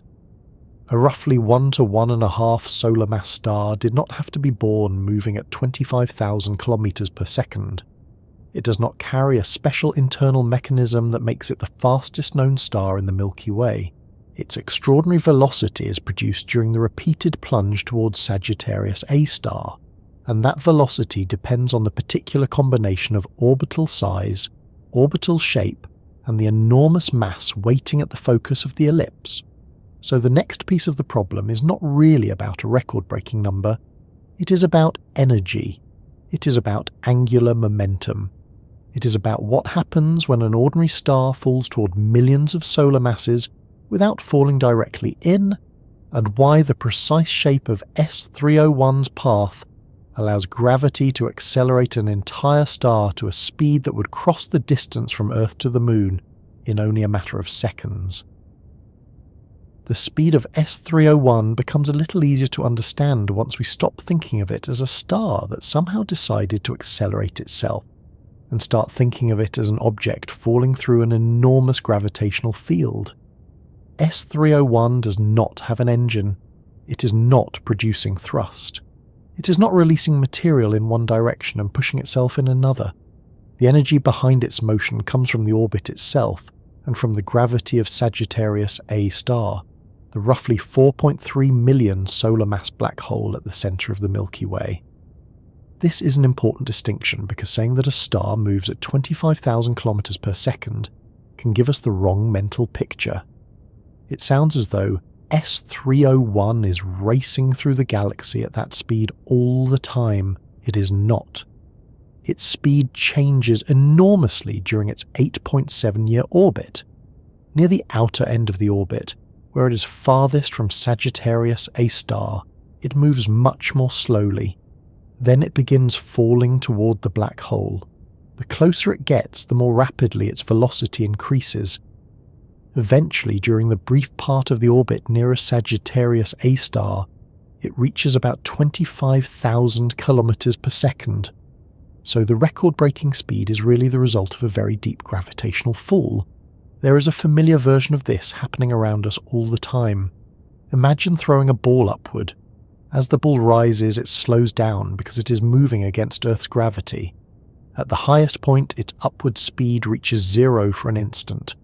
Then the ball starts falling back toward Earth and becomes faster as it descends. Energy is shifted between motion and position in Earth's gravitational field. S301 does something conceptually similar, although there is no ground for it to hit and the gravitational source is millions of times more massive than the Sun. When S301 moves outward from Sagittarius A star, it slows. When it falls inward again, it accelerates. The difference is that S301 also has enough sideways motion to avoid plunging straight into the black hole. This is the basis of an orbit. Isaac Newton famously realised that an orbiting object can be thought of as something that is continually falling, but continually missing the object it is falling toward. Imagine firing a cannonball horizontally from a very high mountain. If it moves slowly, gravity pulls it down and it hits the ground nearby. Fire it faster, and it travels farther before landing. Increase the speed enough, and something interesting happens. As the cannonball falls, Earth's curved surface falls away beneath it at the same rate. The cannonball keeps falling without reaching the ground. It has entered orbit. Obviously, this is a thought experiment rather than a recommendation involving mountains and artillery. S301 operates according to the same basic idea. Sagittarius A star is always pulling its trajectory inward, while the star's sideways motion prevents a direct collision. But there is an enormous difference between an artificial satellite orbiting Earth and S301 orbiting a supermassive black hole. The gravitational field is vastly stronger, and S301's path is extraordinarily elongated. Its eccentricity is around 0.98. That number tells us why the speed changes so much.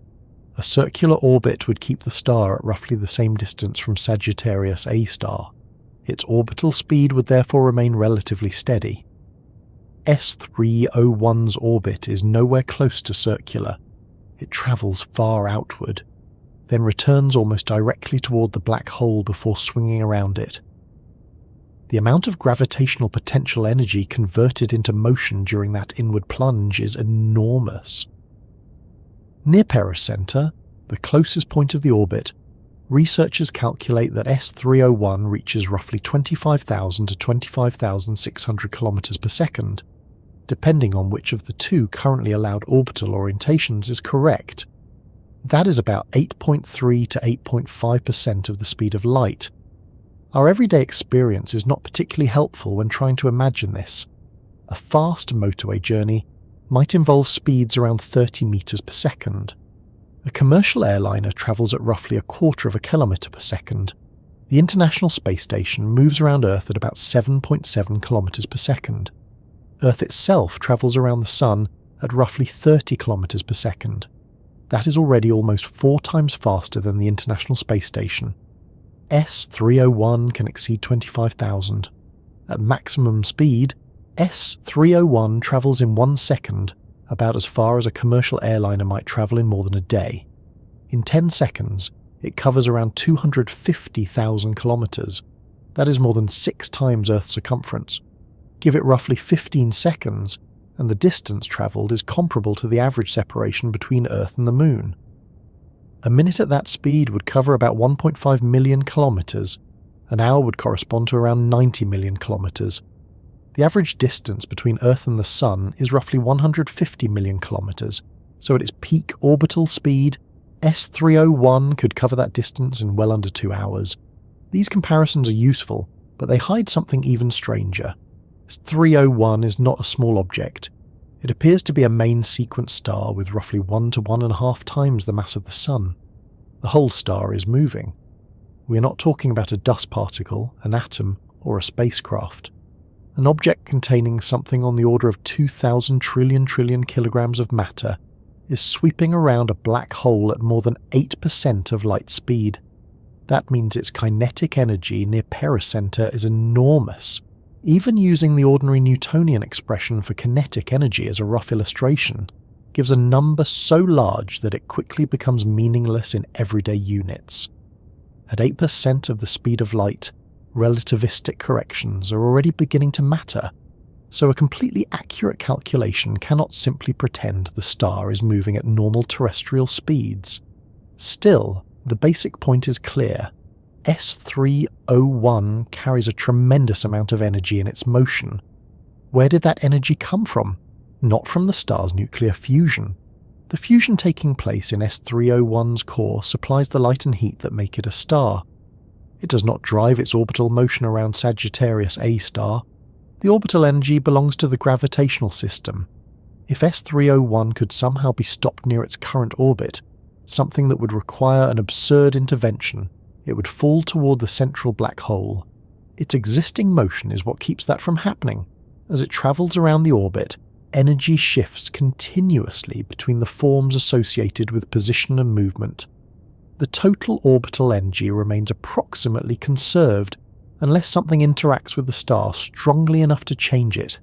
This is why S301 slows, again, after passing Sagittarius A star.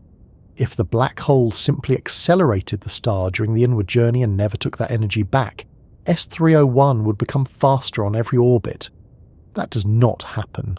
After Pericenter, the star begins climbing outward through the same gravitational field. Climbing costs kinetic energy. S301 slows.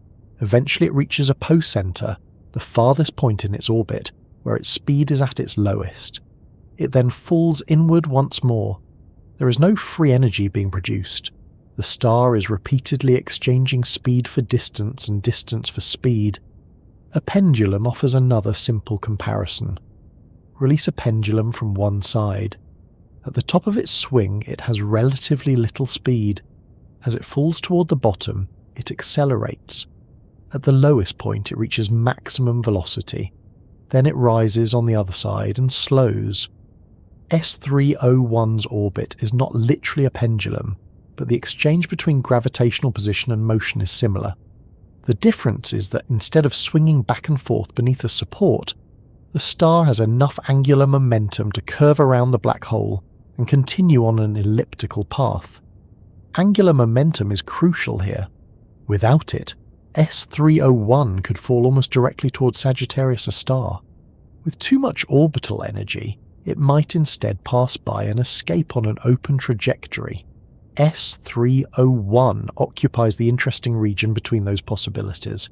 It is tightly bound enough to return every 8.7 years, yet its angular momentum keeps the pericenter outside the event horizon and far enough away that the star survives. The shape of an orbit depends on this balance. Imagine approaching a black hole from a great distance. Head almost directly toward it with little sideways motion, and your path can carry you dangerously close. Approach with more sideways motion, and the trajectory curves around at a larger distance. Increase the total energy enough, and you might swing past the black hole without remaining bound at all. S301 follows a deeply eccentric bound orbit. It repeatedly approaches Sagittarius A star, accelerates to its extraordinary maximum velocity, turns around the black hole and travels outward again. That raises another interesting comparison. Some of the fastest stars known in astronomy are called hypervelocity stars. A hypervelocity star is moving through the galaxy so quickly that its speed may exceed the gravitational escape velocity of the Milky Way. Such a star can eventually leave the galaxy entirely. Several mechanisms may produce hypervelocity stars, but one of the most famous involves an encounter with a supermassive black hole. If a binary star system passes close to Sagittarius A star, the black hole can separate the pair. One star may be captured, the other can be hurled outward at tremendous speed. That escaping star may continue moving through the galaxy on a one-way journey. S301 is different. Its peak velocity is much greater than the speeds normally discussed for known hypervelocity stars, but 301 is not escaping the Milky Way. It is not even escaping Sagittarius A star. Its enormous speed occurs deep inside the black hole's gravitational potential. That is why comparing stellar speeds requires some care. Suppose one car travels at 150 km per hour on an open motorway, and another briefly reaches 200 while going downhill before climbing back up. Both numbers describe speed, but the situations are different. For stars, the distinction is much more extreme. A hypervelocity star can retain a large speed while travelling away through the galaxy. S301 reaches its extraordinary maximum specifically because it has fallen so close to a supermassive black hole. Its speed and Sagittarius A star cannot really be separated from each other. Move S301 onto an ordinary orbit far from the galactic centre, and the record disappears. There is also a limit to how much speed gravity can give an orbiting star while allowing that star to remain on a stable, survivable path. Move the pericenter closer to the black hole and the maximum velocity increases. Continue moving it inward and relativistic effects become stronger. Eventually, simple Newtonian orbital intuition stops being sufficient. Go closer still, and stable stellar orbits become increasingly difficult. Tidal forces may damage the star, and if the trajectory crosses the event horizon, there is no outward part of the orbit at all. S301 does not reach those conditions. Its closest passage is around 140 Schwarzschild radii from Sagittarius A star, depending on the fitted orbit. That is exceptionally close compared with other known S-stars, but still well outside the event horizon. It also means that the star is not being accelerated merely because black holes possess some mysterious extra kind of gravity. A black hole's gravitational field at a given distance depends mainly on its mass, along with relativistic effects associated with properties such as rotation.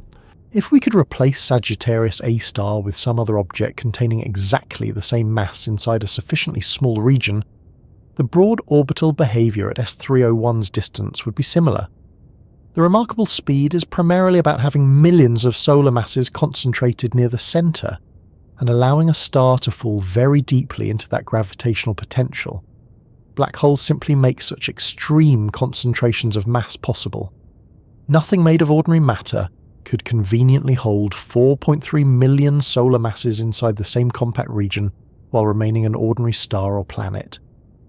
Sagittarius A star can. Its event horizon scale is tiny compared with the distances normally associated with millions of stars. That allows objects outside the horizon to experience an extraordinary gravitational environment. The faster S301 becomes, the more another familiar assumption begins to fail. At normal speeds, we often add velocities in the simple way learned at school. If you walk forward inside a train travelling at 100 km per hour, someone beside the tracks can roughly add your walking speed to the train's speed. This works very well because both speeds are tiny compared with the speed of light. As velocities approach a significant fraction of light speed, Einstein's special relativity changes the rules. S301 at around 8.5% of light speed is not yet in the regime where relativistic effects become overwhelming, but they are no longer completely negligible. The discovery paper describes dominant relativistic corrections associated with terms proportional to the square of the ratio between the star's velocity and the speed of light. Since S301 moves significantly faster and closer to Sagittarius A star than familiar S stars such as S2, these effects become more pronounced. One of those effects concerns time. A clock travelling with S301 near pericenter would not tick at exactly the same rate as a clock very far away from the black hole. Part of the difference comes from velocity. Special relativity tells us that a moving clock runs more slowly relative to certain other observers. Another part comes from gravity. General relativity tells us that clocks deeper in a gravitational field run more slowly relative to clocks farther away. S301 experiences both. It is moving extremely quickly while also passing deep inside Sagittarius A star's gravitational field.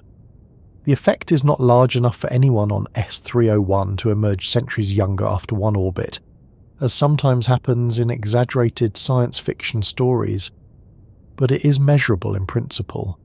Relativity is already necessary if astronomers want to model the star's path at the precision required by modern observations. Its speed also changes the light we receive. When S301 moves toward or away from Earth, its spectral lines should shift because of the Doppler effect. At ordinary velocities, the familiar version of the Doppler effect provides a good approximation. At S301's fastest motion, astronomers need a relativistic treatment. This is one reason obtaining a spectrum of the star will be so valuable. Astrometry tells researchers how S301 moves across the sky. Spectroscopy can tell them how it moves along our line of sight. Combine those measurements, and the full velocity becomes available. For now, the star's faintness makes that difficult. The Discovery team has therefore reconstructed two possible three-dimensional orbital orientations, both consistent with the observed motion. One produces a peak speed around 25,600 km per second. The other gives around 25,000. Either way, the conclusion barely changes. S301 is the fastest known star in the Milky Way. That wording matters. There is no practical way to examine every individual star in the observable universe and prove that none moves faster. Other galaxies contain their own supermassive black holes. Some of those black holes are hundreds or thousands of times more massive than Sagittarius A star. Stars may orbit some of them under conditions we cannot currently resolve. So astronomers can confidently call S301 the fastest known star in our galaxy, but calling it the fastest star that physically exists anywhere would go beyond the evidence. Its measured speed is impressive enough without asking it to defend a title across hundreds of billions of galaxies.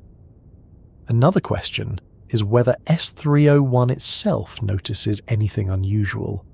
From the star's local point of view, there is no speedometer attached to the universe showing 25,000 km per second. Velocity is always measured relative to something. Astronomers describe S301 speed relative to the reference frame associated with Sagittarius A star and the galactic centre. Someone somehow moving alongside the star would measure S301 itself as being nearly stationary relative to them. Sagittarius A star and the surrounding stars would appear to be moving instead. That may sound like a technical detail, but it lies at the heart of relativity. There is no single universal state of absolute rest. When we say Earth moves around the Sun at 30 kilometers per second, we mean relative to the Sun. When we say the Sun moves around the Milky Way at more than 200 kilometers per second, we use a galactic frame. When we say S301 reaches around 25,000 kilometers per second, we are describing its orbital motion around Sagittarius A star. The black hole provides the natural reference for understanding the orbit. The same black hole also explains why S301 does not simply fly away after its fastest passage. At pericenter, the star's velocity is enormous because the escape velocity there is enormous too. Escape velocity is the speed required to leave a gravitational system without further propulsion. Near Earth, the escape velocity from the surface is about 11.2 kilometers per second. Near the Sun, at Earth's orbital distance, solar escape velocity is around 42 kilometers per second. Near S301's pericenter, around a 4.3 million solar mass black hole, the relevant speeds are vastly larger. S301 can therefore travel at tens of thousands of kilometers per second and still remain bound. Its speed would be absurdly excessive near Earth or the Sun. Near Sagittarius, a star, it is exactly the sort of velocity an extremely eccentric bound orbit can produce. The star then leaves pericenter carrying enormous kinetic energy, but gravity continues acting. Every kilometer it travels outward requires it to climb farther from Sagittarius A star. Its motion gradually decreases. Years pass. It reaches the long outer portion of the trajectory. Then the gravitational return begins again. The striking number of 25,000 kilometers per second is therefore only one moment in a much larger cycle. Astronomers are interested in the entire cycle because the way that speed changes reveals the shape of the gravitational field. If observations matched a simple Newtonian orbit perfectly, one model would be enough. They do not. The relativistic orbit precesses. The ellipse does not close exactly. And because Sagittarius A star probably spins, the orbital plane itself should eventually show a smaller additional change. S301 is useful precisely because its speed and close approach magnify those differences. The same conditions that make it the Milky Way's fastest known star also make it an unusually sensitive gravitational probe. There remains, however, a separate mystery. Explaining how S301 moves so quickly once it reaches pericenter is comparatively straightforward. Put a star on a highly eccentric orbit around 4.3 million solar masses and allow it to fall close enough to the centre, and gravity supplies the acceleration. What is much harder to explain is how S301 acquired that orbit. Stars do not choose eccentricities. Something determines their initial motion, and later gravitational encounters can change it. S301's eccentricity of about 0.98 is so extreme that its current trajectory may be preserving evidence of a much earlier event. Its enormous speed today may therefore be the visible consequence of something that happened when S301 was not alone, when another star may have been moving beside it, and when the pair wandered close enough to Sagittarius A star for the black hole to separate them permanently. What makes S301 especially unusual is not simply how fast it moves. The shape of its orbit is at least as remarkable as the speed itself. If S301 travelled around Sagittarius A star in a nearly circular path, its distance from the black hole would stay fairly constant. Its velocity would change only modestly, and the journey would look reasonably familiar to anyone who has seen diagrams of planets orbiting the Sun. Instead, S301 follows an orbit with an eccentricity of about 0.98. That is extremely close to 1. Astronomers use eccentricity to describe how stretched an orbit is. A perfect circle has an eccentricity of 0. Earth's orbit around the Sun is about 0.017, so despite the oval shapes commonly drawn in diagrams, Earth's actual path is almost circular. Halley's Comet has an eccentricity of about 0.97. S301 is even more extreme. Its orbit is therefore a very long, narrow ellipse, with Sagittarius A star sitting at one focus. This geometry produces a remarkable difference between the two ends of the orbit. S301 spends much of its time far from the black hole, moving comparatively slowly. Then it returns inward and reaches a point only around 136 to 142 Schwarzschild radii from Sagittarius A star, depending on which of the two possible three-dimensional orientations of the orbit is correct. That closest point is called pericenter. The farthest point is called apocenter. The difference between them is enormous. With an eccentricity near 0.98, S301's apocenter distance is more than 100 times greater than its pericenter distance. That means this is not a star maintaining a comfortable distance and steadily circling the black hole. It spends years travelling through the more distant part of the trajectory, followed by a much shorter period in which it plunges deep into the central gravitational field. The entire trip takes about 8.7 years. That is currently the shortest known orbital period for a star around Sagittarius A star. Before S301 was identified, the record belonged to S55, also known as SO-102, which takes roughly 12 years to complete its orbit. The better-known S2 requires about 16 years. S301 therefore moves around the black hole almost twice during the time S2 needs for one revolution. That short period is partly a consequence of the orbit's relatively small size. The fitted semi-major axis is about 83 milliseconds as seen from Earth, roughly 1/3 smaller than the semi-major axis of S2. A millisecond is an angular measurement rather than a physical distance. It is 1,000th of an arcsecond, and an arcsecond is already only 1/3600th of a degree. At the distance of the galactic centre, however, even these tiny angles represent enormous physical distances. What matters most is that S301 remains tightly associated with Sagittarius A star, and then pushes unusually close to it during every pericenter passage. The star passed pericenter in early 2023.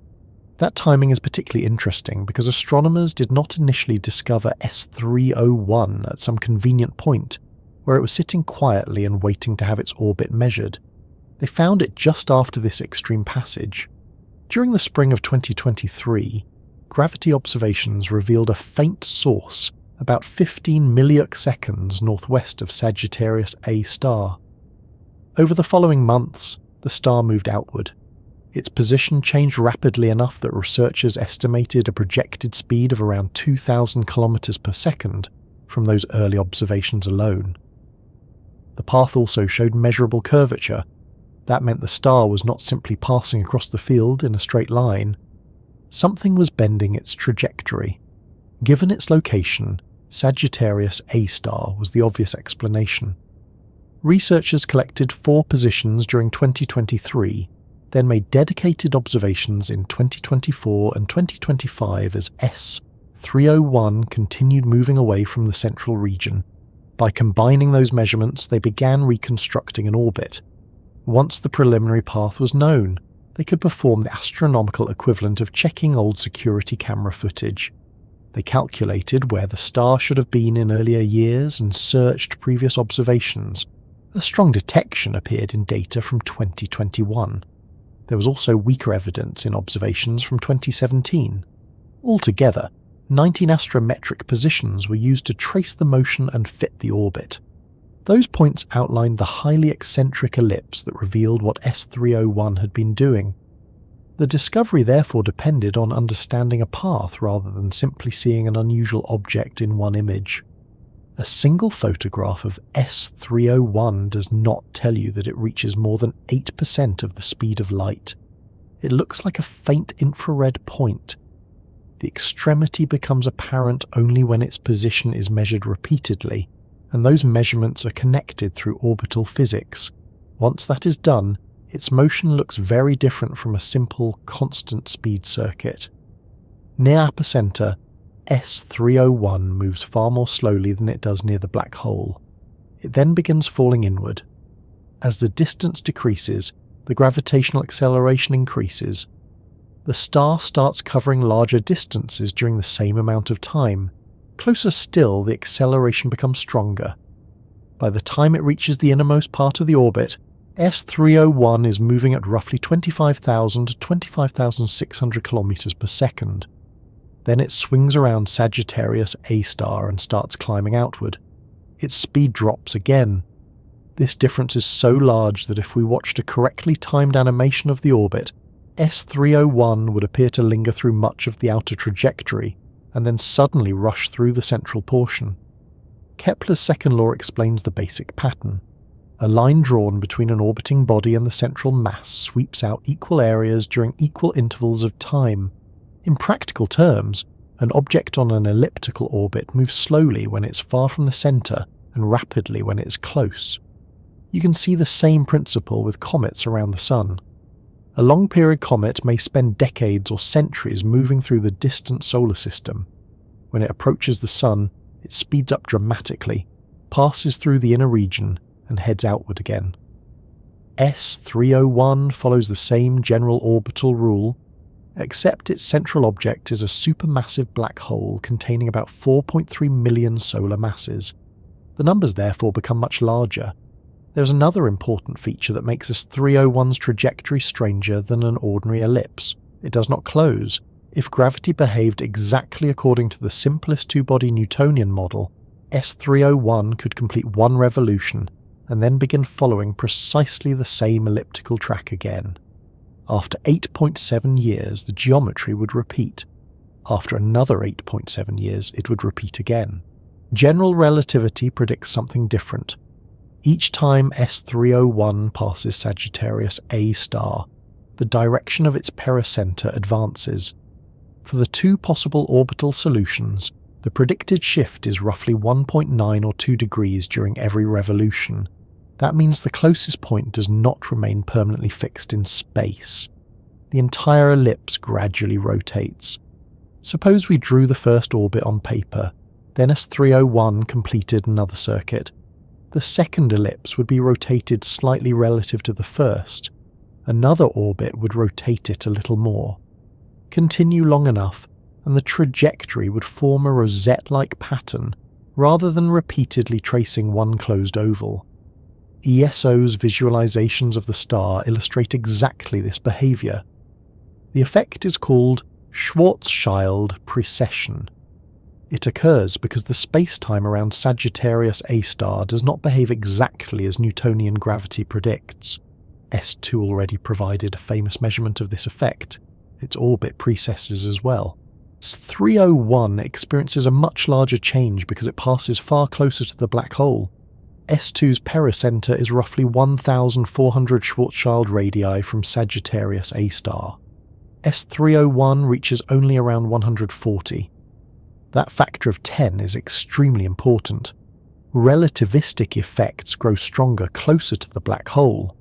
For S301, the precession is large enough that researchers say the orbit visibly fails to close in the best fit trajectory. At roughly 2 degrees of advance per revolution, the orbital ellipse would rotate through a complete 360 degrees in around 16 centuries. The two possible fits give approximately 1,560 and 1,630 years for that full rotation. 16 centuries may sound slow. Compared with most things in a human life, it certainly is. Compared with astronomical orbital precession, it is surprisingly quick. Mercury also experiences relativistic perihelion precession because of the curvature produced by the Sun. Its famous unexplained contribution, before Einstein solved the problem, amounts to only 43 arc-seconds per century. S301 is shifting by nearly 2 full degrees every 8.7 years. There are 3,600 arc-seconds in a degree. The difference gives some sense of how much more extreme the environment around Sagittarius A star is. The path becomes even more interesting because Schwarzschild precession assumes that we are considering the effects associated primarily with the black hole's mass. Sagittarius, a star, almost certainly rotates.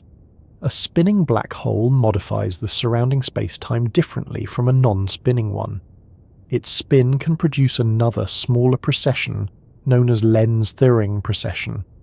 That effect can alter both the orientation of the ellipse within its plane and the plane of the orbit itself.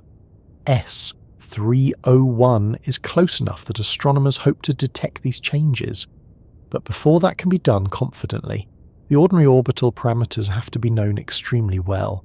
This is where one missing measurement becomes important. Astronomers know how S301 moves across the plane of the sky. They have precise measurements of right ascension and declination, effectively giving two components of its changing position. What they do not yet have is a radial velocity. They do not yet know precisely how quickly S301 is moving toward or away from Earth at different points in its orbit. Normally, radial velocity can be measured using spectroscopy. A star contains characteristic absorption lines in its spectrum. If the star moves toward us, those lines shift slightly toward shorter wavelengths. If it moves away, they shift toward longer wavelengths. Measure that shift and you obtain the missing velocity component. S301 is faint enough that this has not yet been successful. Deep observations made with the ERIS instrument have not produced a reliable continuum detection or useful spectral features from the star. Without radial velocity, the observed two-dimensional trajectory can correspond to two mirror-like possibilities in 3 dimensions. Imagine seeing an inclined circular ring projected onto a flat image. You may know the shape and tilt, but without another piece of information, it can sometimes be difficult to determine which side is nearer to you. S301 presents a more complicated version of that problem. The researchers therefore have 2 orbital solutions. One has an eccentricity of about 0.9832 and brings S301 to roughly 136 Schwarzschild radii. The other has an eccentricity of about 0.9821 and produces a pericenter around 142 Schwarzschild radii. One gives a peak speed close to 25,600 km per second. The other gives approximately 25,000. These differences are scientifically important, particularly when astronomers eventually try to measure subtle effects caused by the spin of Sagittarius A star, but they do not change the overall description. Both solutions show an extraordinarily eccentric, tightly bound star passing much closer to the black hole than any other stellar orbit measured there. Future spectroscopy should resolve the ambiguity. The extremely large telescope is particularly important for this. Its 39-meter primary mirror will collect far more light than existing facilities, making very faint targets easier to study. Instruments such as Mikado are expected to provide detailed imaging and spectroscopy of crowded fields like the galactic center. A successful spectrum of S301 would reveal its radial velocity. Once that happens, astronomers can select the correct 3-dimensional orientation and improve the precision of the orbital model. Precision matters because S301's orbit is not shaped only by one effect. The dominant influence is the mass of Sagittarius A star.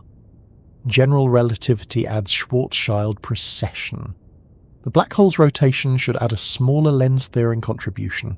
Other stars and compact objects near the galactic center can also perturb the path. Then there is the finite speed of light itself. When astronomers observe S301 at different points in its orbit, they are not seeing each position at the same instant that the light was emitted relative to the geometry of the system. Light takes time to travel across the orbit. This introduces what is known as the Rømer delay. The name comes from Ole Rømer, who demonstrated the finite speed of light in the 17th century by studying the timing of eclipses of Jupiter's moon Io. For S301, the same basic fact has to be included in precise orbital modelling.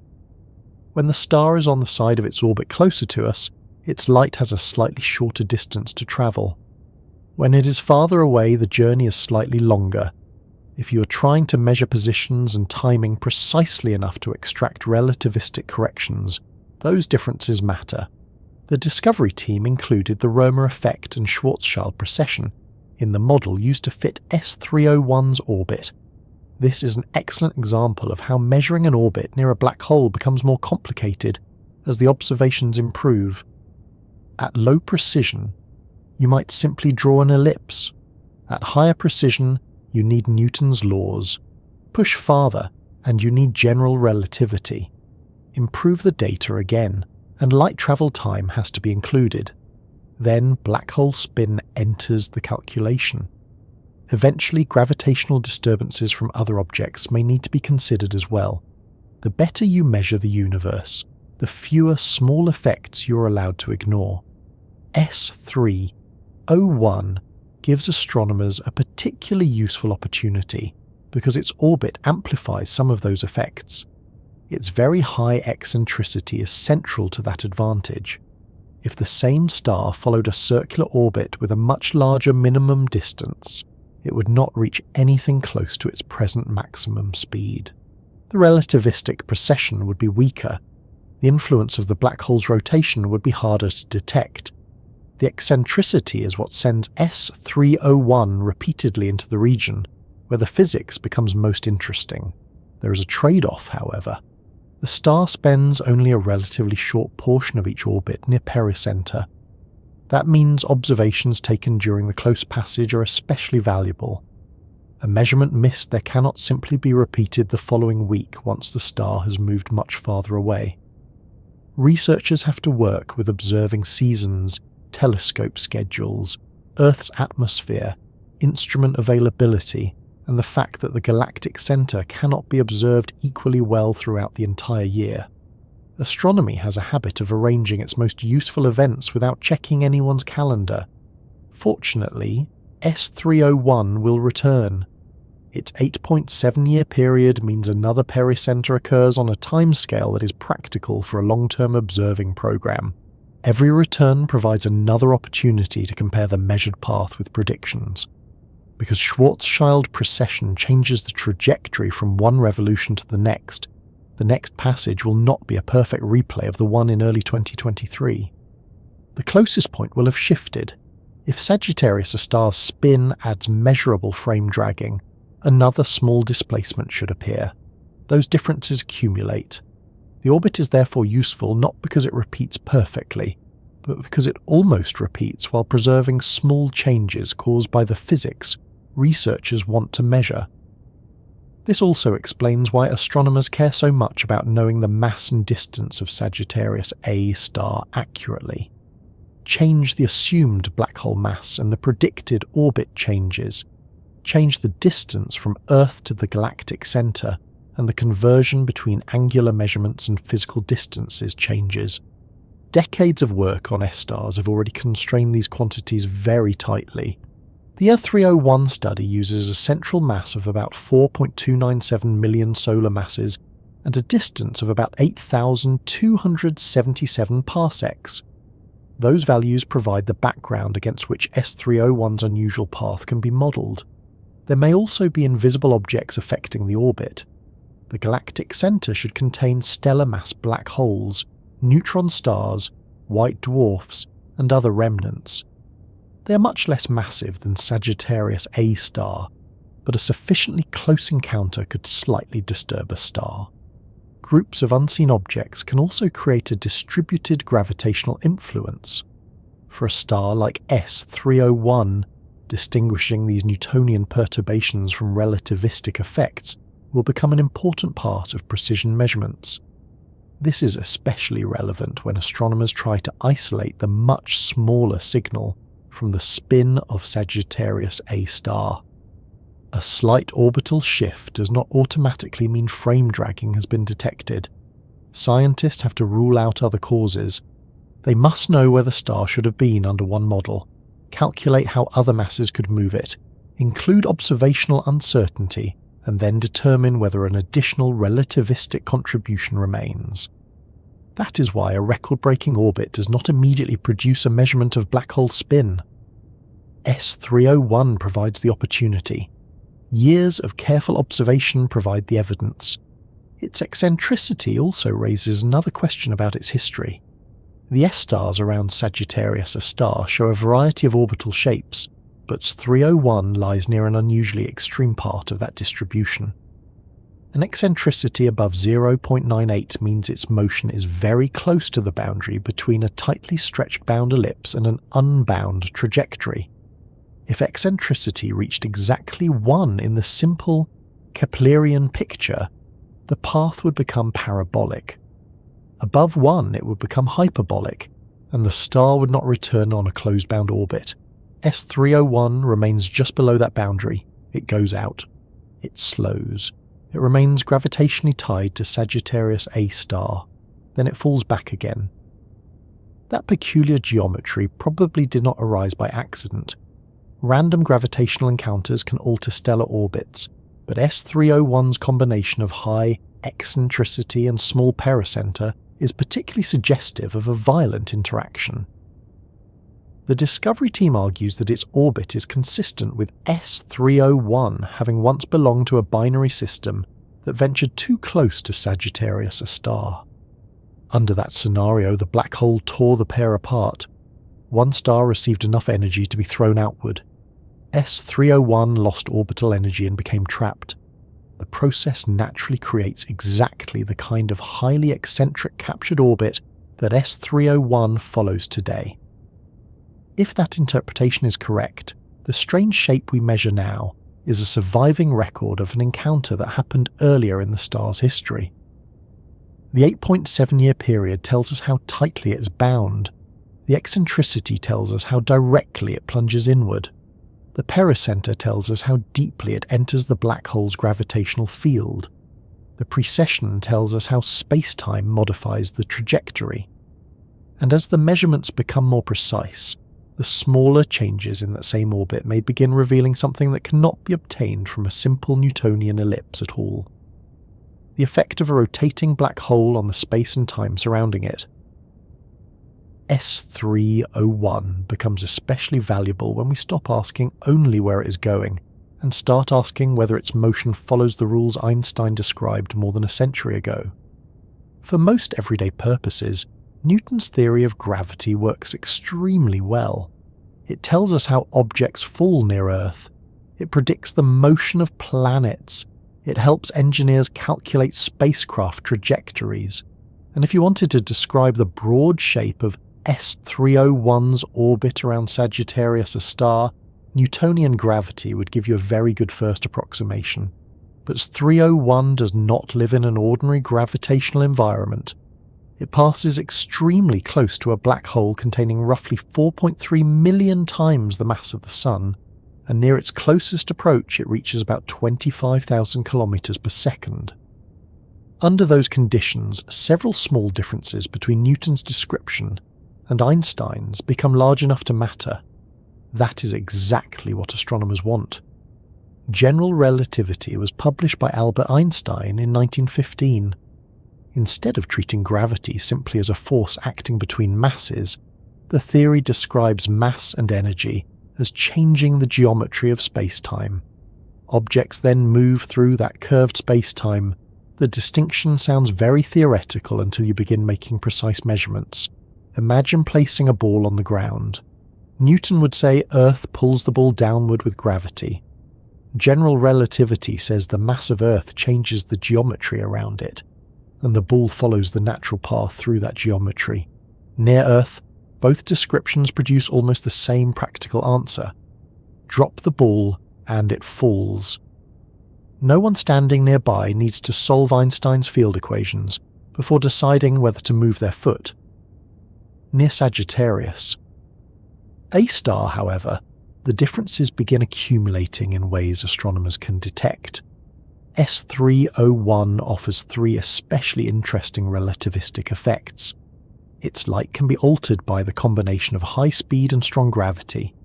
Its orbit can precess because of the curvature produced by the black hole's mass. And if Sagittarius A* rotates, the black hole's spin can produce an additional change in the star's orbit. The first of these concerns the light emitted by the star. S301 is moving rapidly throughout its orbit, but the velocity becomes extreme near barycenter. When a source of light moves toward or away from an observer, its wavelength changes. This is the Doppler effect. A similar effect occurs with sound. When an ambulance approaches, the pitch of its siren sounds higher. After it passes and moves away, the pitch becomes lower. The ambulance is not changing the actual sound produced by the siren. The motion between the source and observer changes the spacing of the sound waves reaching you. Light behaves in a related way. If a star moves toward us, its spectral features shift toward shorter wavelengths. If it moves away, they shift toward longer wavelengths. Astronomers call these blue shift and red shift. At the speeds reached by S301, the ordinary version of the Doppler effect is no longer enough. Special relativity contributes another correction known as the transverse Doppler effect. This occurs even when part of the star's motion is sideways relative to us. The reason comes back to time dilation. According to special relativity, a moving clock runs more slowly relative to an observer in another reference frame. A star contains atoms producing and absorbing light at characteristic frequencies. Those frequencies effectively act like tiny natural clocks. When the star is moving extremely fast, the relativistic difference in the rate of those processes contributes to the observed wavelength shift.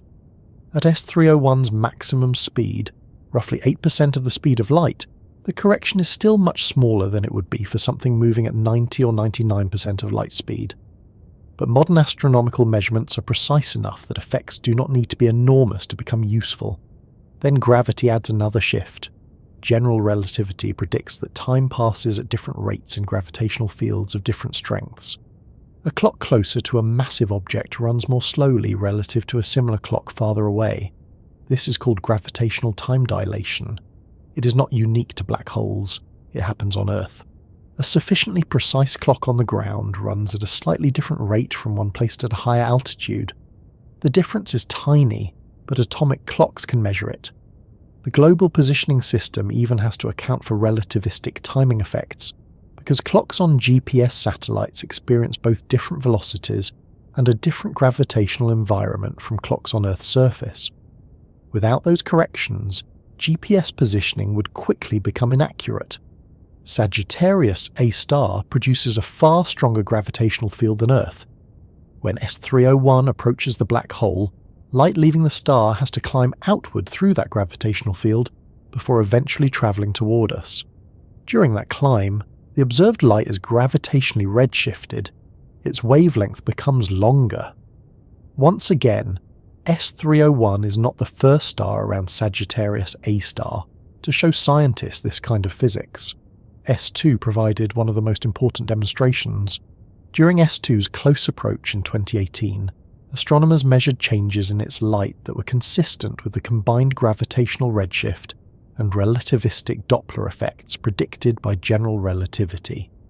That was a significant test of Einstein's theory in the environment around a supermassive black hole. S301 goes much closer. Its pericenter is roughly 10 times smaller than S2's. Its peak velocity is also much greater. That means the relativistic corrections associated with speed and gravitational depth become stronger. The 2026 Discovery study describes the already familiar relativistic effects around Sagittarius A* as appearing at approximately the order of the square of the ratio between the star's velocity and the speed of light. Physicists often write this ratio using the symbol beta. If beta equals the star's velocity divided by the speed of light, then effects proportional to beta squared grow quickly as velocity rises. S301 reaches a beta of a little over 0.08 near pericenter. That may still look like a small number. Square it, however, and the resulting corrections are large enough to matter for precision measurements. The next major relativistic effect is visible not in the colour of the star's light, but in the shape of its path. Under an ideal Newtonian two-body model, S301 should follow the same ellipse repeatedly. It would pass through pericenter, travel outward, return 8.7 years later and retrace the same geometry. Einstein's theory says the ellipse should rotate. The closest point of the orbit shifts forward after each revolution. This is Schwarzschild precession. The name refers to Carl Schwarzschild, who found an exact solution to Einstein's equations describing space-time around an ideal, non-rotating spherical mass. S301 experiences nearly 2 degrees of this orbital advance during every revolution. That is enormous compared with familiar solar system examples. Mercury provided the classic historical clue. Astronomers had long known that Mercury's orbit slowly precessed. Most of the effect could be explained by the gravitational influence of other planets, but a small remainder, about 43 arc-seconds per century, resisted explanation using Newtonian gravity alone. General relativity accounted for it. That success became one of the early pieces of evidence supporting Einstein's theory. Now compare 43 arc-seconds per century with nearly 2 degrees every 8.7 years. 1 degree contains 3,600 arc-seconds. S301's relativistic precession is therefore dramatically larger. The reason is straightforward. Mercury orbits one solar mass. S301 moves around more than 4 million solar masses and approaches much closer in terms of the relevant gravitational scale. If we plotted several consecutive orbits of S301, we would not see one ellipse repeatedly drawn over itself. We would see the direction of the ellipse moving. After one revolution, the next path would be slightly rotated. After another, it would rotate again. Over enough time, the orbit would form a rosette-like pattern. This effect does not require Sagittarius A star to rotate. A non-spinning black hole would still produce Schwarzschild precession, because the effect comes from the curvature associated with the black hole's mass. But Sagittarius A star probably does rotate. That introduces the effect that makes S301 particularly interesting. In general relativity, a rotating black hole is described by the Kerr solution. The solution is named after Roy Kerr, the physicist who discovered it in 1963. A Kerr black hole differs from a non-rotating Schwarzschild black hole because angular momentum changes the spacetime surrounding it. The rotation produces what is called frame dragging. The technical name for one of the resulting orbital effects is lens-thirring precession. The idea can sound stranger than it needs to. Suppose Sagittarius A star rotates. According to general relativity, the geometry immediately around it is affected by that rotation. An object moving through the region does not experience exactly the same space-time that it would around a non-rotating black hole of identical mass. Its orbit can be slightly twisted. The plane of the orbit can change. The orientation of the orbit can also shift. Earth produces frame dragging too. Our planet rotates, so general relativity predicts that it slightly drags the surrounding space-time. The effect near Earth is extraordinarily small. Experiments using satellites and gyroscopes have been designed to measure it. Around a supermassive black hole, the same principle operates under much more extreme conditions. The difficulty is that frame dragging weakens rapidly with distance. Move away from the black hole and the effect becomes very small. This is why astronomers have spent years searching for stars with tighter orbits around Sagittarius A star. S2 was extremely useful for measuring effects associated with the black hole's mass, but it remains too far away for a practical measurement of Sagittarius A star's spin using its orbit with current instruments. S301 changes that. Its pericenter is only around 140 Schwarzschild radii from the black hole. The 2026 Discovery paper specifically identifies S301 as a star whose motion is directly sensitive to the spin of Sagittarius. A star within the capabilities of current infrared interferometry, combined with future extremely large telescope spectroscopy. That is one of the main reasons the discovery matters. Astronomers have several indirect ways of estimating black hole spin in other systems. They can study radiation from hot gas in accretion disks. They can examine jets. They can model X-ray spectra. Each method depends on assumptions about complicated material close to the black hole. S301 offers something cleaner in principle. It is a star moving under gravity. track the star carefully enough, and gravity writes the information into the orbit. The difficulty is that the spin signal is much smaller than the main orbital motion. Sagittarius A star's mass determines most of S301's trajectory. Schwarzschild precession produces a relatively large relativistic correction. Lens-Thirring precession sits on top of those effects. Astronomers therefore need extraordinary positional precision. For S301, the expected spin-related change depends on how quickly Sagittarius A star rotates and on the orientation of its spin axis relative to the star's orbital plane. Black hole spin is often represented using a dimensionless parameter usually written as chi. A value near 0 would describe a slowly rotating black hole. Values closer to 1 correspond to rapidly rotating cases. The precise Lens-Thirring effect also depends on whether S301's orbit is aligned, tilted, or arranged in some other orientation relative to that spin. This means observing orbital precession could eventually reveal more than simply whether Sagittarius A star rotates. The measurements could constrain how much angular momentum the black hole has and which direction its rotational axis points. That would tell astronomers something about the history of the black hole. Spin does not appear randomly. A black hole can gain angular momentum from the material it consumes and from mergers with other objects. The current rotation can therefore preserve information about how the black hole grew. If Sagittarius A star accumulated material with a consistently similar orientation, it could develop a substantial spin. If material arrived chaotically from many directions over long periods, the result could be different. Measuring the spin would therefore connect the motion of S301 today with the much longer history of the Milky Way's central black hole. Before reaching that point, astronomers have to deal with another problem. Sagittarius A star is not alone.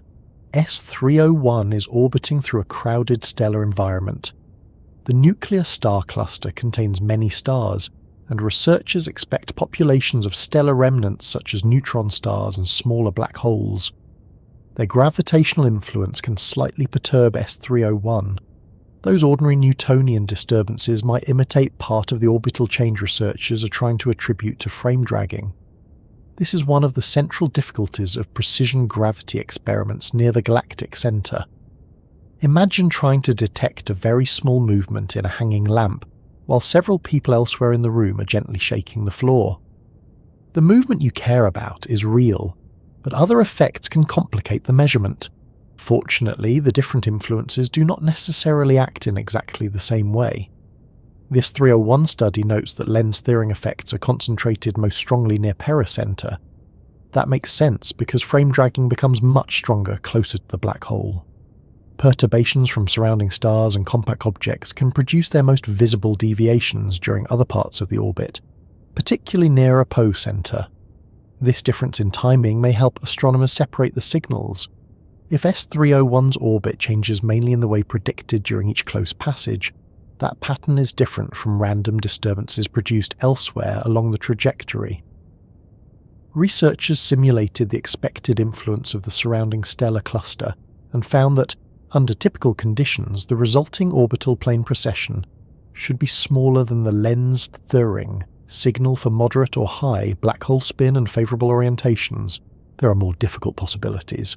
If a substantial amount of unseen mass were arranged in a particularly inconvenient configuration, its gravitational effect could become more important. Science rarely guarantees that nature will choose the easiest observational setup. The solution is more data. Repeated measurements can reveal patterns that one passage cannot. That brings us back to the short 8.7-year period. S301 returns to the same general region quickly, by astronomical standards. It passed closest to Sagittarius A star in early 2023. As it completes another orbit, astronomers can compare its future trajectory with models constructed from earlier measurements. The Schwarzschild precession should be obvious in the long-term geometry. A smaller spin-related difference could gradually accumulate. ESO has illustrated the possible effect by comparing predicted S301 orbits around rotating and non-rotating versions of Sagittarius A star. After several years, the difference between them could be on the order of the size of Earth's orbit around the Sun. That sounds enormous. In physical distance it is. But remember that the galactic centre is around 26,000 light-years away.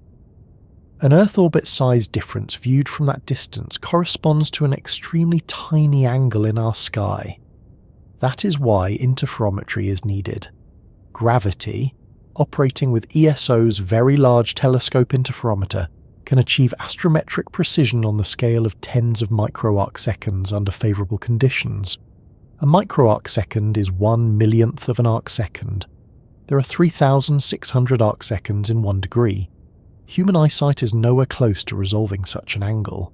Yet this is the level of precision needed if a star 26,000 light-years away is going to reveal how an invisible black hole rotates. Future observations should improve the situation further. The extremely large telescope being built by ESO will have a primary mirror 39 meters across. Its instruments are expected to obtain measurements that are currently beyond reach, including better spectroscopy of faint stars like S301. That spectroscopy matters because researchers still lack a reliable radial velocity for the star. Without it, 2 possible 3-dimensional orbital orientations remain. Measuring how quickly S301 moves toward and away from Earth would resolve that ambiguity.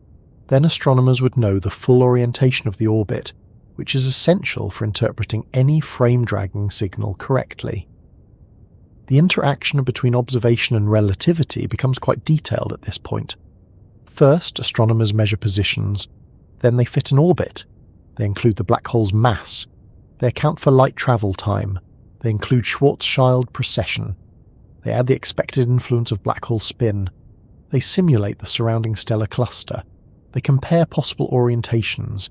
Then they ask whether the real positions of S301 agree with one model better than another. This is not a single dramatic experiment where a display flashes Einstein correct. Most tests of fundamental physics do not work that way. They consist of accumulating measurements until one description consistently matches reality better than its alternatives. Einstein's general relativity has survived an extraordinary range of such tests. It predicted the bending of light around massive objects. It explained Mercury's orbit. It predicted gravitational time dilation. It described binary pulsars losing energy through gravitational radiation. And a century after the theory was published, gravitational wave observatories directly detected ripples in space-time produced by merging black holes. Sagittarius A star gives scientists another testing ground. It is especially valuable because we can study both the black hole itself and objects moving around it. The Event Horizon Telescope has produced an image of emission surrounding Sagittarius A star on scales comparable to the event horizon. Meanwhile, gravity follows stars on larger scales. Those techniques probe different parts of the same gravitational system. S301 narrows the gap. It moves much closer than previously known stars while remaining a recognizable stellar object that can be tracked across years. If its orbit eventually reveals frame dragging, astronomers will have measured the rotational influence of a supermassive black hole through the movement of a star. That would provide a direct dynamical probe of the Kerr nature of Sagittarius A star. General relativity says that an astrophysical black hole is described primarily by its mass and spin, with electric charge expected to be negligible in realistic environments. The mass of Sagittarius, a star, is already known very well from stellar orbits. Spin remains much harder. S301 may help supply that missing quantity. It could also allow researchers to look for deviations. General relativity predicts a particular relationship between the black hole's mass, rotation, and the geometry of nearby space-time. If sufficiently precise measurements produced an orbital behavior that consistently disagreed with those predictions, physicists would have to investigate why. Perhaps the model of surrounding matter was incomplete. Perhaps another unseen object was perturbing the orbit. Perhaps the measurements contained a systematic error. Only after eliminating ordinary explanations would anyone seriously consider a failure of relativity. That caution is important. Extraordinary physics requires extremely careful evidence, but the possibility is one of the reasons scientists build instruments capable of measuring these tiny effects.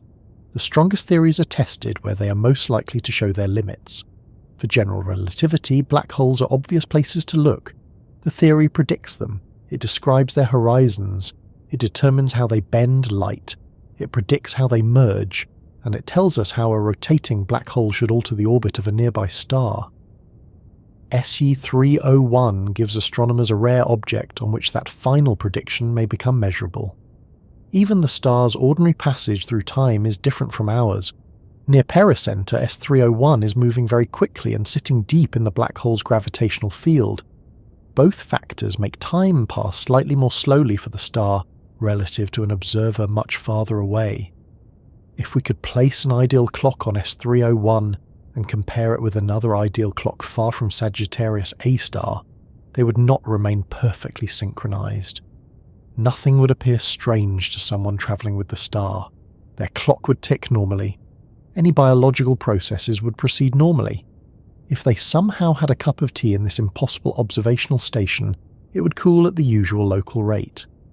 The difference appears only when clocks following different paths through space-time are later compared. That detail is central to relativity. There is no single universal clock governing every location in the universe. Time depends on motion and gravity. S301 experiences both in extreme amounts. The discovery, therefore, gives us more than another fast-moving object. Its velocity, orbital precession, and possible sensitivity to frame dragging place several of Einstein's predictions into one observable system. As 301 moves away from pericenter, the strongest relativistic effects become weaker. As it returns, they rise again. The star repeatedly carries itself into the part of the orbit where the black hole's influence becomes most revealing. And that repeated journey raises another question that relativity cannot answer by itself. Einstein's equations can describe how S301 moves now. They can predict how its orbit precesses. They can tell us how Sagittarius A star's spin should alter that motion. But they do not explain why a relatively ordinary main sequence star ended up on such an extreme orbit in the first place. For that, astronomers have to look backward into S301's history, and the unusually high eccentricity suggests that this star may once have been part of a very different system before Sagittarius. A star permanently changed its path. Knowing what S301 is doing now does not tell us how it arrived there. That's a separate problem, and it is a difficult one. Today, S301 follows an orbit around Sagittarius A star with an eccentricity close to 0.98. It takes about 8.7 years to complete one revolution, and during its closest approach it passes far deeper into the black hole's gravitational field than any other star whose orbit has been measured there. Those facts describe its present motion. They also contain clues about its past. Astronomers can often use an orbit in much the same way an investigator uses marks left after an event. The object itself may not preserve a written history, but its speed, direction, distance, and orbital shape can restrict the number of ways it could have reached its current state. In the case of S301, one detail is particularly difficult to ignore. Its orbit is extremely eccentric. An eccentricity of roughly 0.98 means the star follows a long, narrow ellipse rather than anything close to a circular path. It spends most of its orbit farther from Sagittarius our star, then dives inward, swings through pericenter at enormous speed and heads outward again. That sort of orbit raises an immediate question. Was S301 born there? Probably not. Forming a star requires gas to collect into a sufficiently dense region and collapse under its own gravity. In ordinary star-forming environments, enormous molecular clouds can fragment into smaller dense cores. Those cores collapse, heat up, and eventually produce new stars. Close to a supermassive black hole, the process becomes much more difficult. Sagittarius A star contains about 4.3 million times the mass of the Sun. Its gravitational field changes rapidly with distance, so a gas cloud near the black hole can experience strong tidal forces. The side of the cloud close to Sagittarius, a star, feels a stronger gravitational pull than the side farther away. If that difference is too large, the cloud can be stretched or disrupted before its own gravity manages to pull it together. In other words, the same environment that can accelerate S301 to tens of thousands of kilometers per second is not particularly friendly to the quiet collapse of a gas cloud into a normal star. Sagittarius, a star, is not known for offering a gentle maternity ward. This does not mean star formation anywhere in the galactic centre is impossible. Astronomers have found populations of young stars surprisingly close to Sagittarius A star, and explaining how some of them formed remains an active area of research. Extremely dense gas disks may, under certain conditions, become gravitationally unstable and form stars even in the presence of the black hole. But S301 is much closer during pericenter than the regions where ordinary star formation would be expected to work comfortably. The team that discovered it therefore considers formation at its present location unlikely. The star probably formed somewhere else. That moves the mystery rather than solving it. If S301 formed farther away, something had to bring it onto the orbit we observe today. One possibility would be gradual migration. The centre of the Milky Way contains a huge number of stars. They continually pass one another and exert tiny gravitational influences. Most encounters are not dramatic. Two stars may never come close enough to collide, yet their gravity can slightly change each other's velocities. One small interaction is almost irrelevant. Millions of interactions accumulated over a long period are not. Astronomers describe this process using the idea of gravitational relaxation. Imagine a crowded room where everyone is walking in slightly different directions. Nobody deliberately pushes anyone else, but over enough time there are small adjustments, near misses and changes of direction. A dense stellar system behaves somewhat similarly, except the adjustments come from gravity. Over long periods, repeated interactions can redistribute the energies and angular momenta of stars. A star can move onto a different orbit. Some move inward, some move outward, some acquire more eccentric trajectories. This is known as two-body relaxation, although the final result comes from many two-body gravitational encounters accumulated over time. Could S301 have formed somewhere in the nuclear star cluster and slowly worked its way inward this way? The Discovery team considers that explanation unlikely. S301 appears to be a main sequence star with a mass somewhere around 1.3 to 1.7 solar masses in the calculations used to investigate its origin. A star of that mass does not remain on the main sequence forever. Its lifetime is much shorter than that of a small red dwarf, and shorter than the roughly 10 billion year main sequence lifetime of the Sun. The relevant two-body relaxation timescale in the galactic centre is long enough that gradually moving S301 inward through ordinary relaxation becomes difficult to reconcile with the star's available lifetime. There is also the eccentricity. A slow series of many encounters can produce a broad statistical distribution of orbital shapes. But S301 sits at an extreme value. Its eccentricity is about 0.98. That does not prove a sudden event occurred.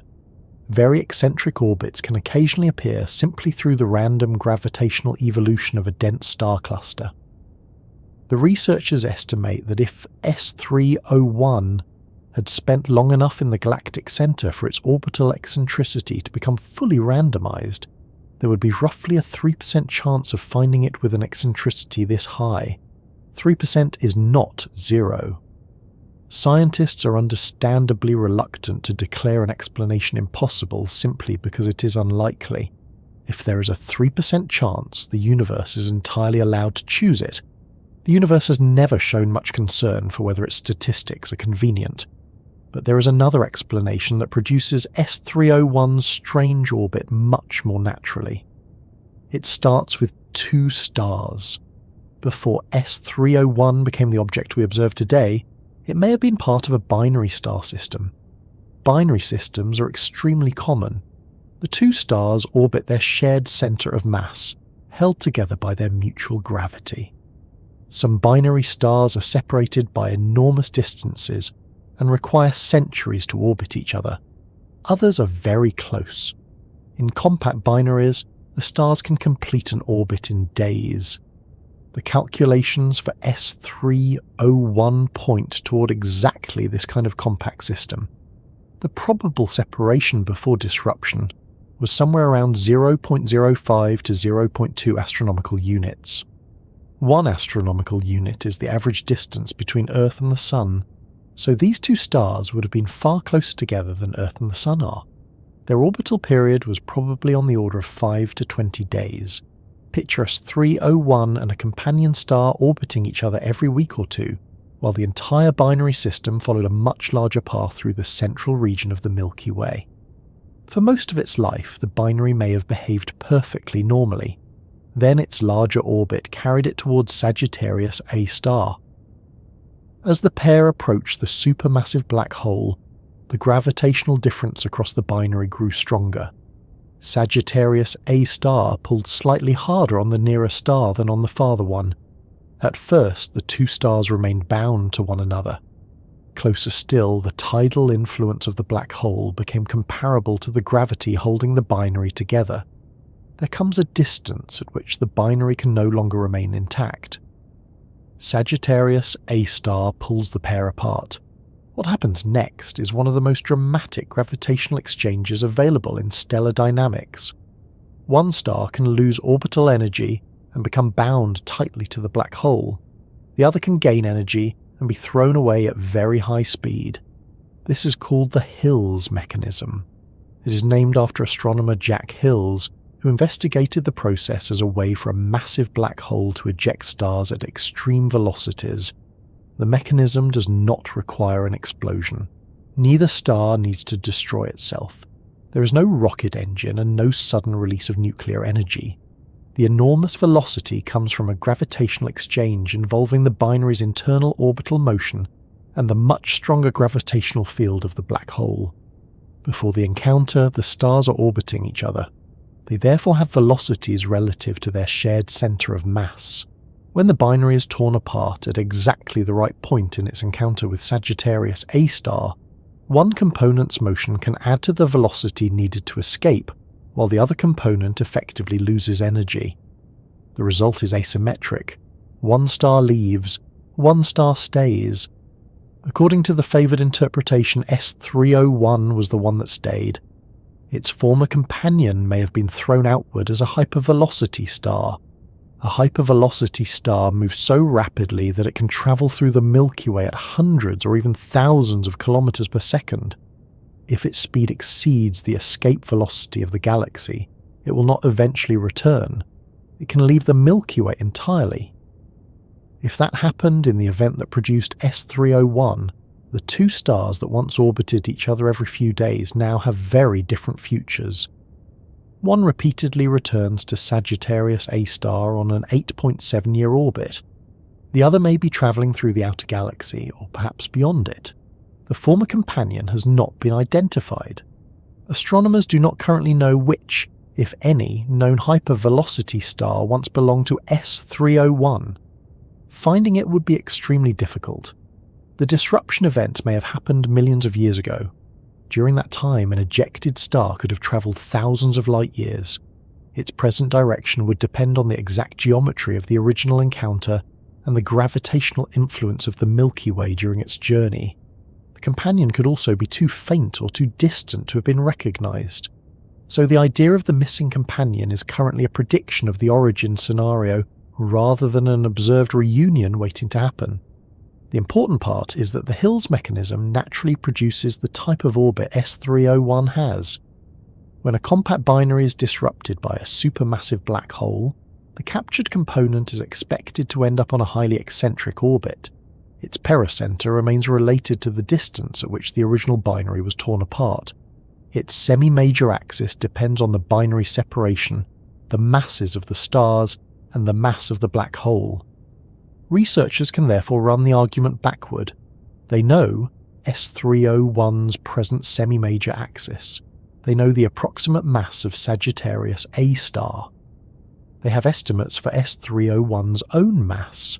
Using models of binary disruption, they can ask what kind of binary could leave behind a captured star with the orbit we observe. The answer is a compact one. The inferred pre-disruption separation of roughly 0.05 to 0.2 astronomical units corresponds to the 5 to 20 day orbital periods we mentioned earlier. That is not an absurd type of binary. Compact binaries like this are found among stars similar to the probable type of S301. That is useful because a proposed explanation is much stronger when it does not require an extremely rare starting configuration. Astronomers do not have to invent a completely unfamiliar kind of stellar system to make the mechanism work. They need a relatively close binary, one of which happens to travel too near Sagittarius A star. The black hole does the rest. There is even a possible way to test part of this history. Close binary stars can affect each other's rotation through tides. When two stars orbit close together, their gravitational interaction can gradually alter how quickly they spin. Over time, a compact binary can become tidally synchronized. That means the rotation period of a star becomes similar to the orbital period of the binary. The Moon provides a familiar example of tidal synchronization. It rotates once during each orbit around Earth, which is why the same side generally faces us. A close stellar binary can develop a related synchronization between stellar rotation and orbital motion. If S301 once belonged to a binary with a period of roughly 5 to 20 days, it may have been rotating at a rate linked to that period when Sagittarius A star separated the pair.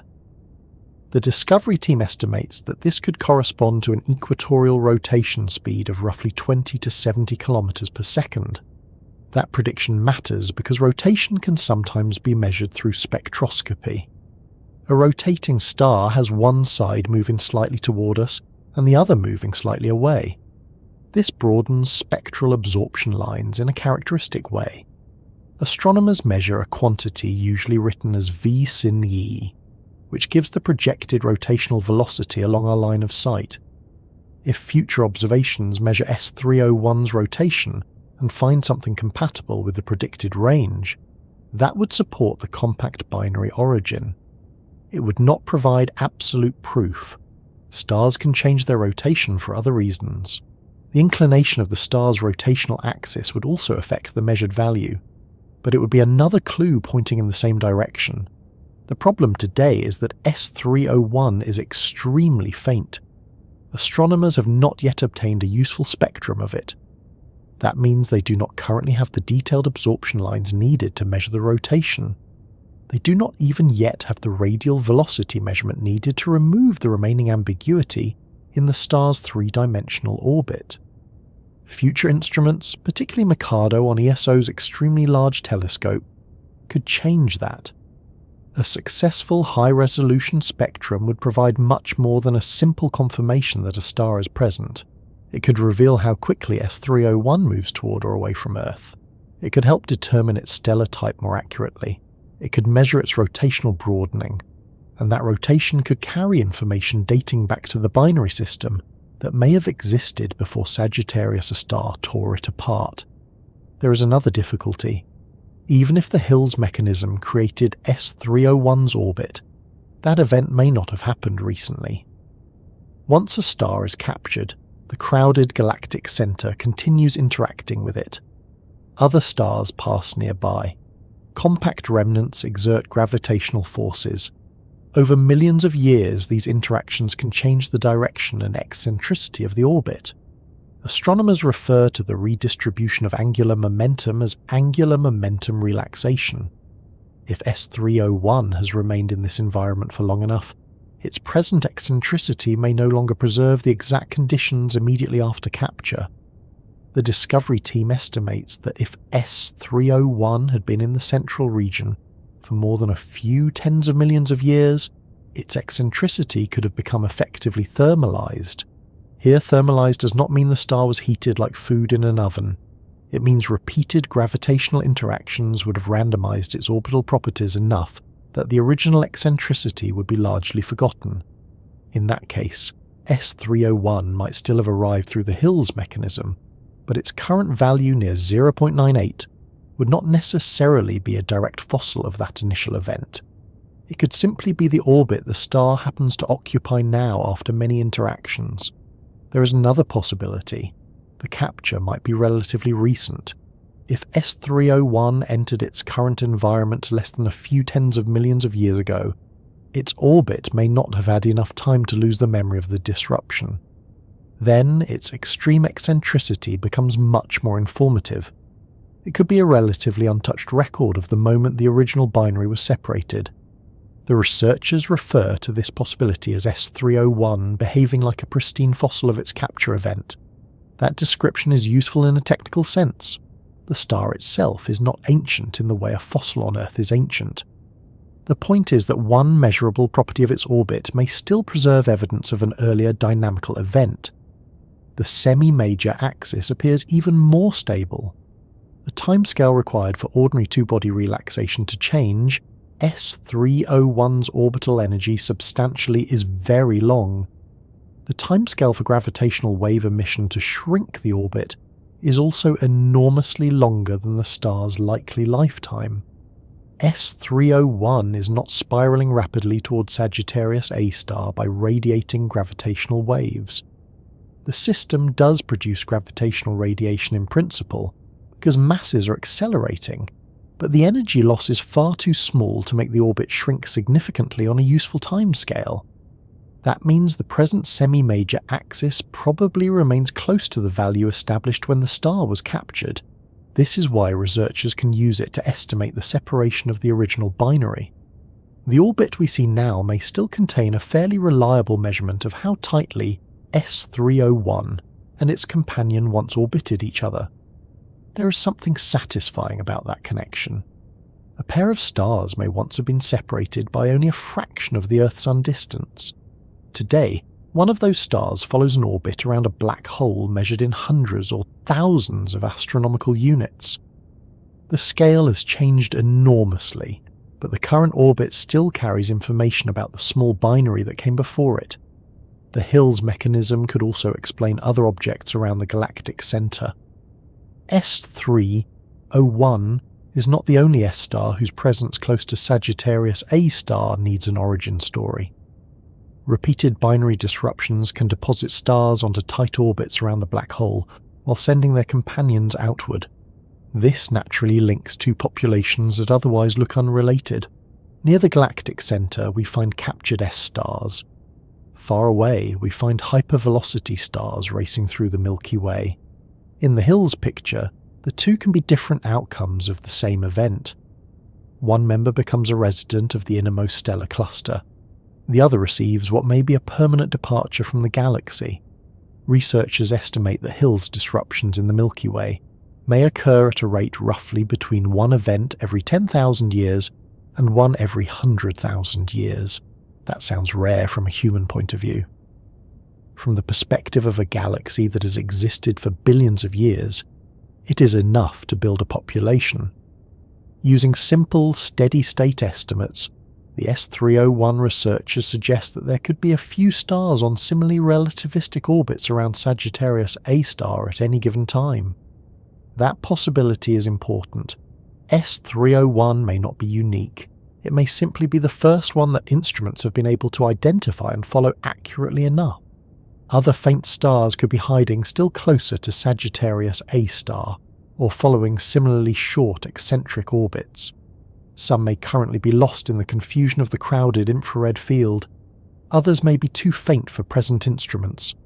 A few could be in unfavourable parts of their orbits, where distinguishing their motion requires observations spread across additional years. If more S301-like stars are discovered, astronomers would gain several advantages. One extreme orbit can test relativity. Several independent extreme orbits can test it better.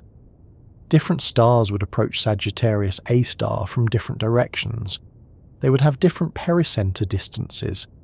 They might respond differently to the black hole's spin. Their orbital changes could help researchers separate the influence of Sagittarius A star from perturbations caused by the surrounding stellar cluster.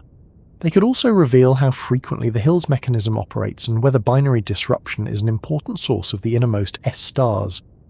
For S301 itself, the origin remains a favoured interpretation rather than a directly observed history. No telescope watched the original binary approach Sagittarius a star. No one saw the pair separate. The former companion has not been found. The exact time of the event is unknown, and the star's orbit may have been modified since capture. The evidence is indirect. But that is normal in astronomy. Scientists routinely reconstruct events that happened long before humans could observe them. We infer how stars formed from their chemical composition.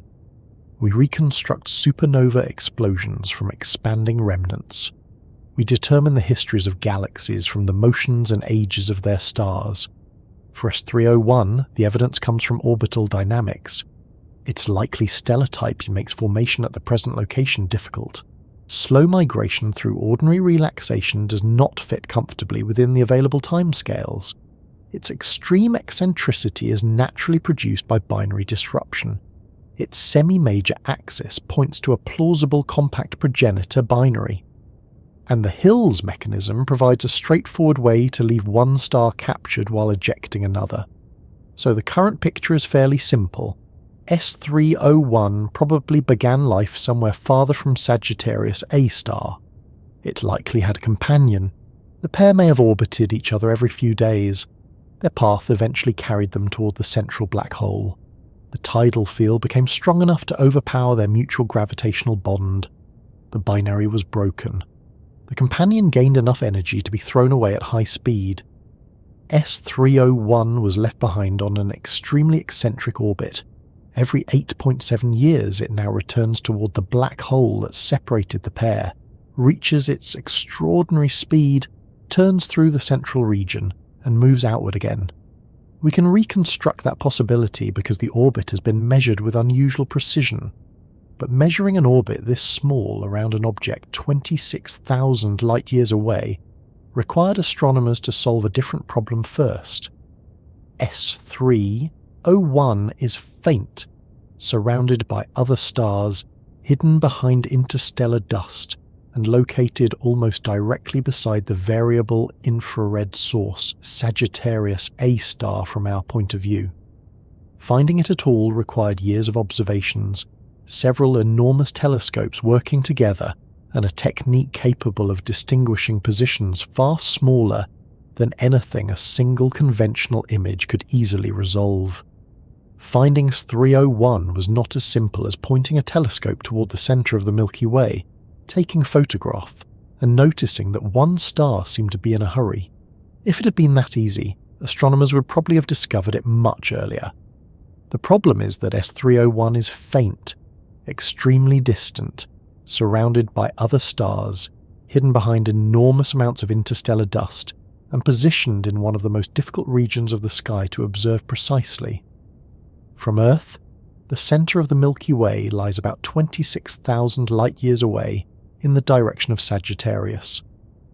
That distance alone presents a challenge, but distance is not the worst part. Between us and the galactic centre lies much of the material in the Milky Way's disk. Clouds of gas and dust absorb visible light, preventing ordinary optical telescopes from getting a clean view. If you tried to study the region only at the wavelengths our eyes can see, much of the central activity would remain hidden. Astronomers therefore observe the galactic centre extensively in infrared light. Infrared wavelengths pass through interstellar dust much more effectively than visible light does. That does not make the dust disappear completely, but it opens a window into a region that would otherwise remain largely concealed.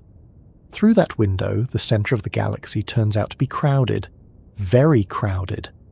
The solar system occupies a relatively quiet part of the Milky Way.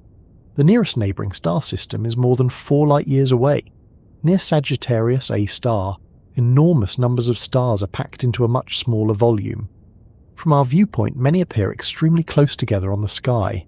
Some pass in front of one another, some move near the apparent position of Sagittarius A star, some are much brighter than others, and Sagittarius A star itself varies in infrared brightness. This creates what astronomers call confusion.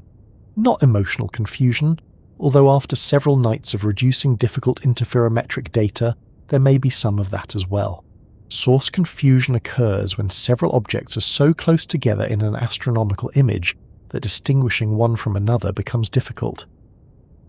Imagine looking at a distant stadium at night and trying to track one particular person using only the light from their phone. Now put several thousand other illuminated phones around them. Place a flickering floodlight almost directly beside your target. Cover the stadium with a thin curtain. Move the entire scene 26,000 light-years away. Then ask whether your particular light shifted by a tiny fraction of a degree during the last few months. That is closer to the observational problem astronomers face near Sagittarius A star. S301 makes matters worse by being faint. Its brightness in the near-infrared K-band is around magnitude 19.3. The astronomical magnitude scale runs backward, so larger numbers mean fainter objects. The scale is also logarithmic. A difference of 5 magnitudes corresponds to a factor of 100 in brightness. Under very dark skies, the unaided human eye can usually see stars down to around magnitude 6. S301 at magnitude 19 is far beyond anything we could see ourselves. Even large telescopes have to work carefully to separate such a source from the crowd around it. The instrument that made the discovery possible is called gravity. It operates at the Very Large Telescope Interferometer in northern Chile, part of the European Southern Observatory's facilities at Paranal. The Very Large Telescope consists of 4 main unit telescopes, each with a primary mirror 8.2 meters across. An 8.2 meter telescope is already enormous. Gravity goes further by combining light from several telescopes using interferometry. Interferometry takes advantage of the wave nature of light. Light arriving from a distant object reaches separated telescopes at slightly different times and phases. If those beams are brought together with extraordinary precision, they produce interference patterns. The patterns contain information about the position and structure of the source. Instead of relying only on the diameter of one mirror to determine angular resolution, astronomers can take advantage of the distance between the telescopes. That separation is called the baseline. The result is resolving power comparable in some respects to what would be obtained from a telescope with a diameter approaching the size of that baseline. Nobody has actually built one solid mirror more than 100 meters wide on top of the mountain. That would introduce a fairly ambitious engineering meeting. Interferometry achieves part of the same angular advantage by combining smaller telescopes separated across the observatory. Doing this with infrared light is technically demanding. The path travelled by the light from each telescope must be controlled with extraordinary precision. The atmosphere above each telescope constantly distorts incoming wavefronts. Temperature changes matter, mechanical vibrations matter, tiny differences in optical path length matter. The system must keep the beams synchronized closely enough that useful interference can be measured. Gravity was designed to do exactly that.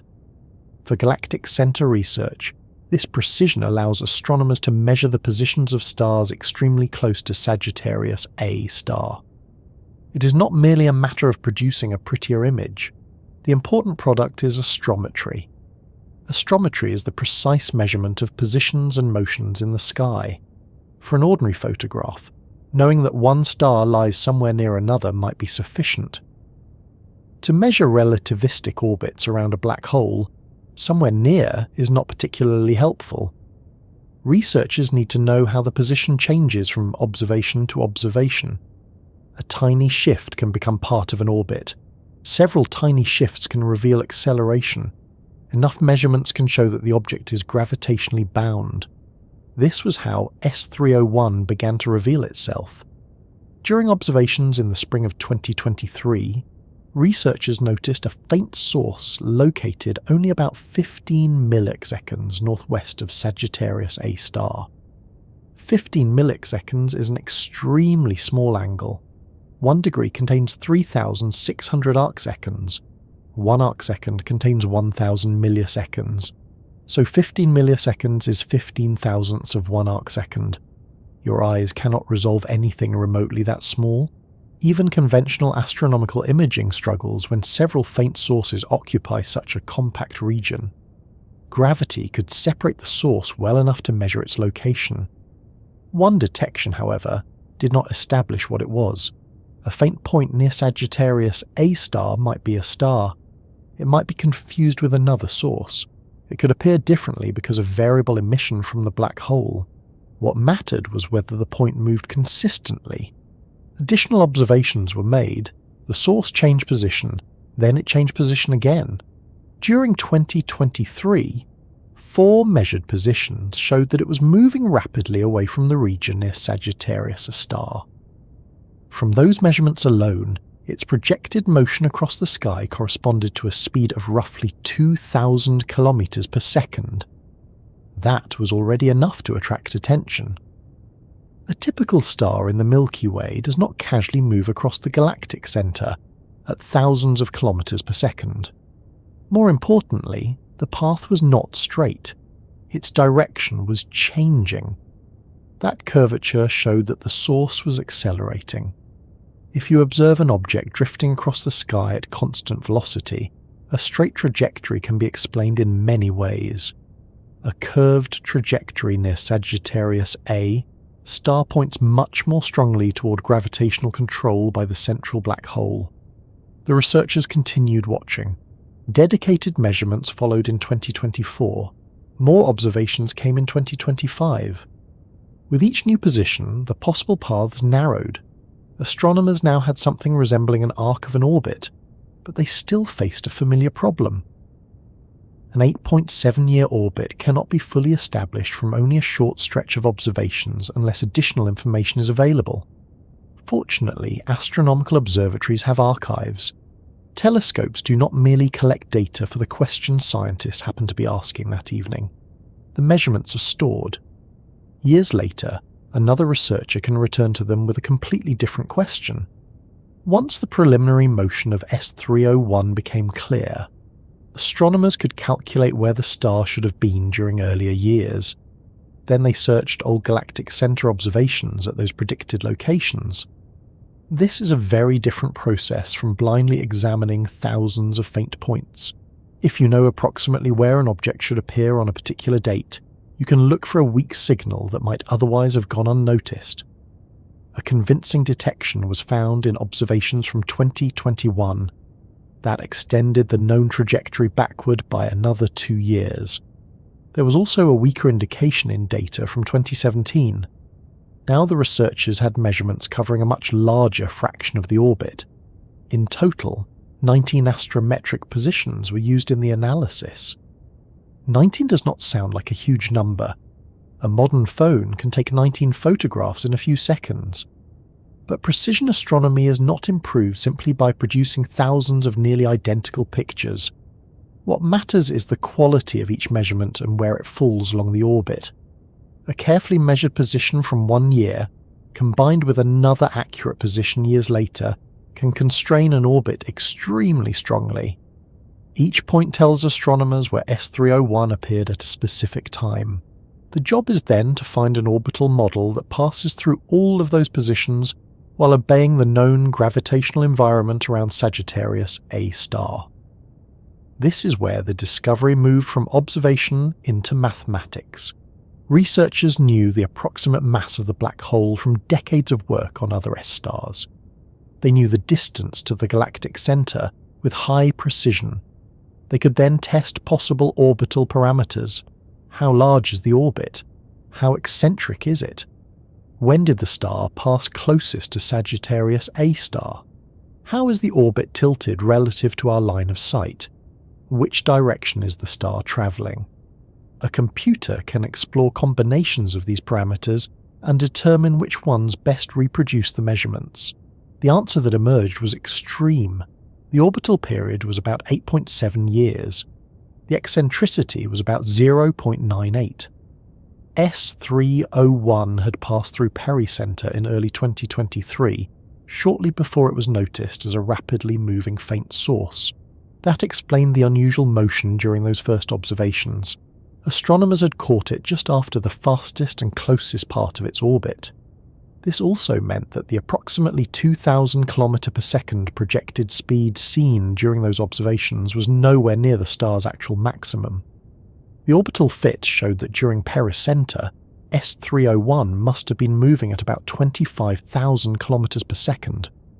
The record-breaking speed was therefore not measured in the way a police officer might point a radar gun at a passing car. It was reconstructed from the orbit. Astronomers measured positions. Those positions determined the trajectory. The trajectory, together with the black hole's mass, determined how quickly the star must move at different points. This is common in astronomy. We often know things about an object that were never measured directly in a single observation. The orbit contains the information. The same method is used to determine masses. Watch two stars orbit each other, and their motion tells you how much mass is present.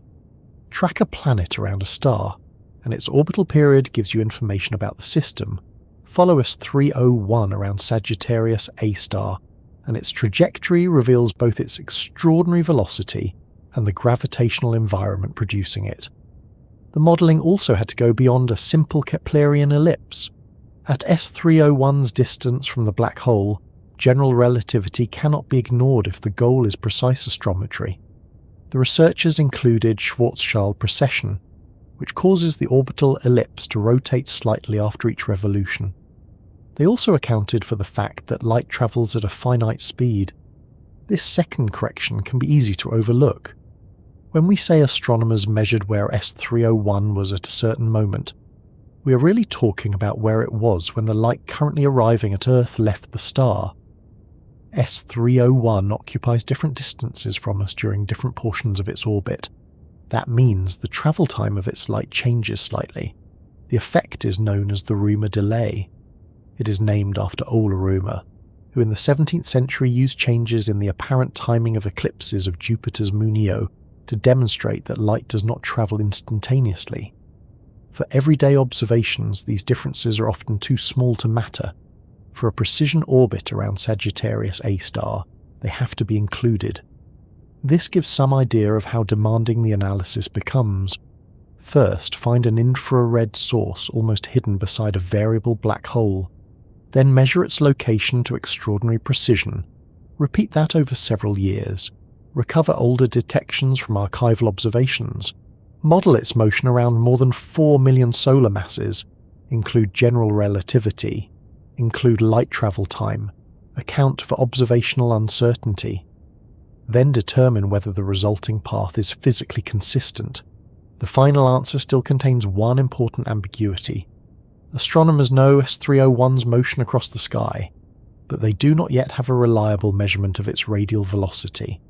Radial velocity is the component of motion toward or away from Earth. Without it, the orbit can be fitted in two different three-dimensional orientations. Both solutions have almost identical periods, eccentricities, closest approaches, and peak speeds. The main difference is how the orbital plane is arranged relative to us. Why has radial velocity not already been measured? Again, S301 is faint. To obtain radial velocity, astronomers usually study a star's spectrum. A stellar spectrum contains absorption lines produced by elements in the star's atmosphere. When the star moves toward or away from us, those lines shift through the Doppler effect. Measure the shift and you measure the radial motion. For a bright nearby star, this can be routine. For a magnitude 19 star sitting in one of the most crowded and complicated infrared fields in astronomy, it is not routine. Researchers attempted deeper spectroscopic observations with available instruments, but S301 remained too faint for a useful measurement of its spectral features. That limitation should improve as larger telescopes and upgraded instruments become available. The extremely large telescope is particularly important. Its main mirror will be 39 meters across. The increase in collecting area will allow astronomers to gather far more light from faint stars in the galactic center. An instrument such as Mikado should be able to observe S301 with much greater sensitivity. If its spectrum can be measured clearly, several missing pieces become available at once. The radial velocity would identify the correct three-dimensional orbital orientation.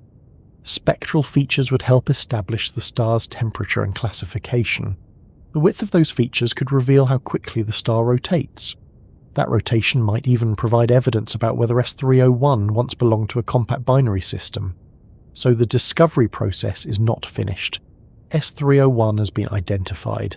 Its orbit has been reconstructed. Its extraordinary speed has been established. But astronomers are still trying to turn a faint moving point into a fully characterized star. There is another reason observations will improve. Gravity itself is being upgraded through a project known as Gravity Plus. The goal is to increase sensitivity and expand what the interferometer can observe. For the galactic center, greater sensitivity means access to fainter stars. S301 may be only one example. The central region could contain additional stars on even tighter or similarly extreme orbits that present instruments have not yet separated clearly. This possibility matters because astronomers do not know whether S301 is genuinely unusual or simply the first member of a faint population that technology has finally become capable of detecting. There is a selection effect at work.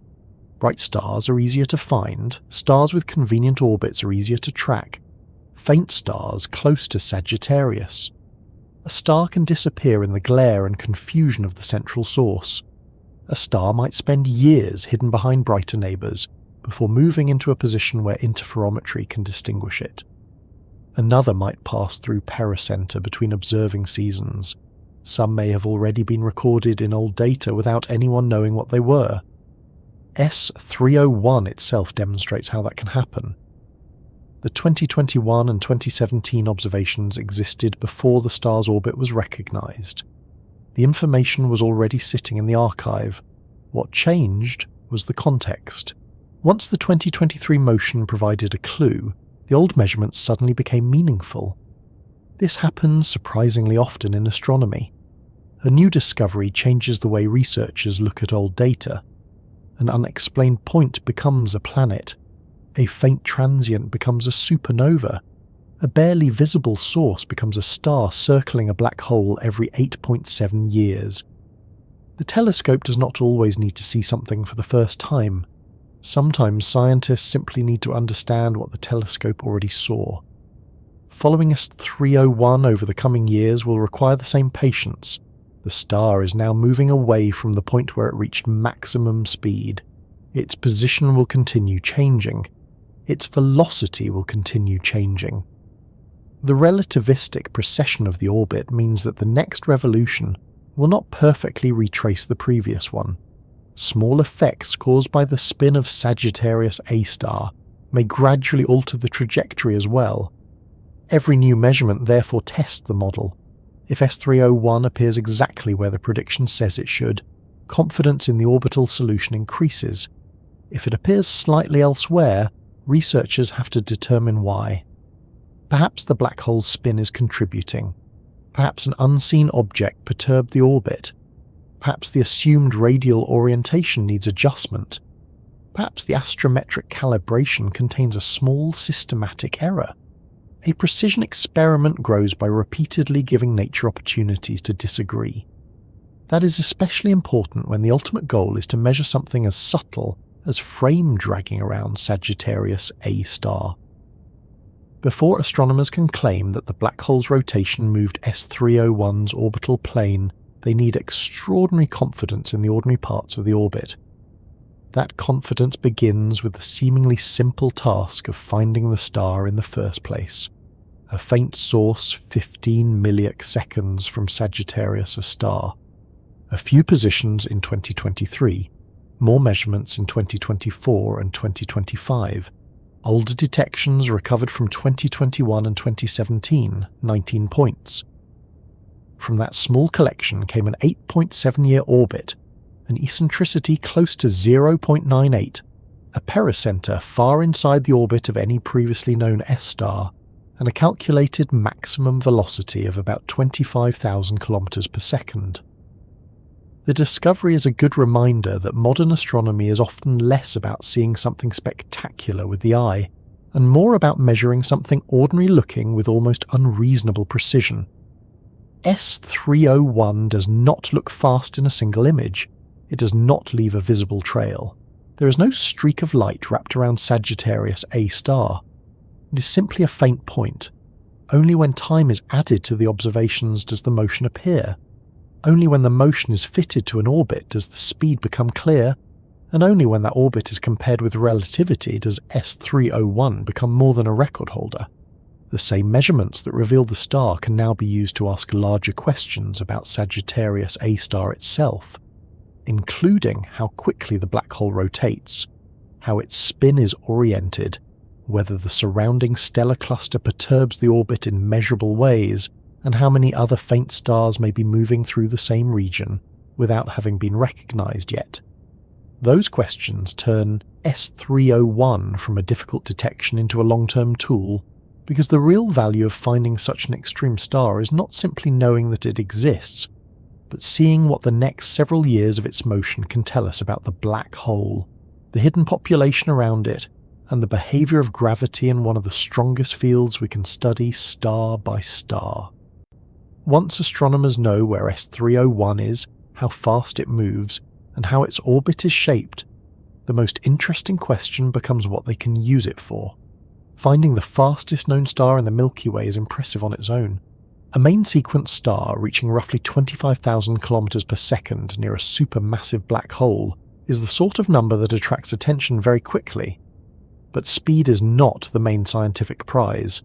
S301 is useful because its orbit carries it into a region around Sagittarius A star that no previously measured star has explored so closely. Every time it approaches the black hole, its path becomes a test of gravity. Every carefully measured position adds information about the mass concentrated at the galactic center. Every small deviation from a simple ellipse can reveal something about the geometry of space-time. And if astronomers can follow S301 accurately enough over the coming years, the star may answer a question that has remained surprisingly difficult despite decades of research. How fast is Sagittarius A star spinning? We already know the mass of Sagittarius A star very well. Observations of stars such as S2 have shown that the central object contains roughly 4.3 million times the mass of the Sun. The motions of those stars also place that mass inside such a small region that a supermassive black hole is by far the best explanation. Mass, however, is only part of the description. In general relativity, an astrophysical black hole can also rotate. That rotation is described by its spin. The concept sounds straightforward. Earth rotates, the Sun rotates, the Milky Way rotates. So it would hardly be surprising if the black hole at the centre of the galaxy rotated too. The difficulty is measuring it. You cannot look at Sagittarius A star and watch a surface turning. A black hole has no ordinary solid surface. The event horizon does not contain mountains, clouds, or convenient painted markings that allow astronomers to count how many rotations occur during an afternoon. Researchers therefore have to measure spin indirectly. One method is to study matter very close to a black hole. Gas falling inward can become extremely hot before crossing the event horizon. Its radiation may contain information about the geometry surrounding the black hole, and that geometry depends partly on spin. This approach has been used for black holes in other systems. But gas is complicated. It forms turbulent flows, it heats and cools, magnetic fields affect it. Its distribution can change rapidly. Models of accretion therefore require several assumptions. S301 offers a different approach. The star is a compact object moving along an orbit. Instead of trying to reconstruct a complicated cloud of hot plasma, astronomers can measure the position of one star again and again. Gravity does the experiment for them. The main challenge is precision. Sagittarius A star's mass dominates S301's orbit. The black hole's spin produces a much smaller effect. To detect that smaller signal, astronomers first need to understand the larger orbital motion extremely well. They know that S301 completes an orbit in about 8.7 years. They know its eccentricity is close to 0.98. They know it reaches an extremely small pericentre compared with the other known S-stars. They know general relativity predicts roughly 1.9 degrees of Schwarzschild precession during each revolution. The next step is to look for additional precession caused specifically by rotation. This is where the distinction between a Schwarzschild black hole and a Kerr black hole matters. A Schwarzschild black hole is an idealized non-rotating black hole. A Kerr black hole rotates. Sagittarius A* is expected to belong to the second category. The space-time around a rotating black hole is not identical to the space-time around a non-rotating one with the same mass. Its rotation creates frame dragging. That effect can alter the orbit of S301. The change is much smaller than the ordinary curvature produced by the black hole's mass, but S301 gets close enough for the difference to become potentially measurable.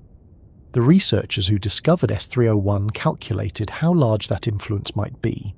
For a rapidly spinning Sagittarius A*, the spin can add roughly 1/10 of a degree of in-plane orbital precession during each revolution, although the exact value depends on how the black hole's spin axis is oriented relative to S301's orbit.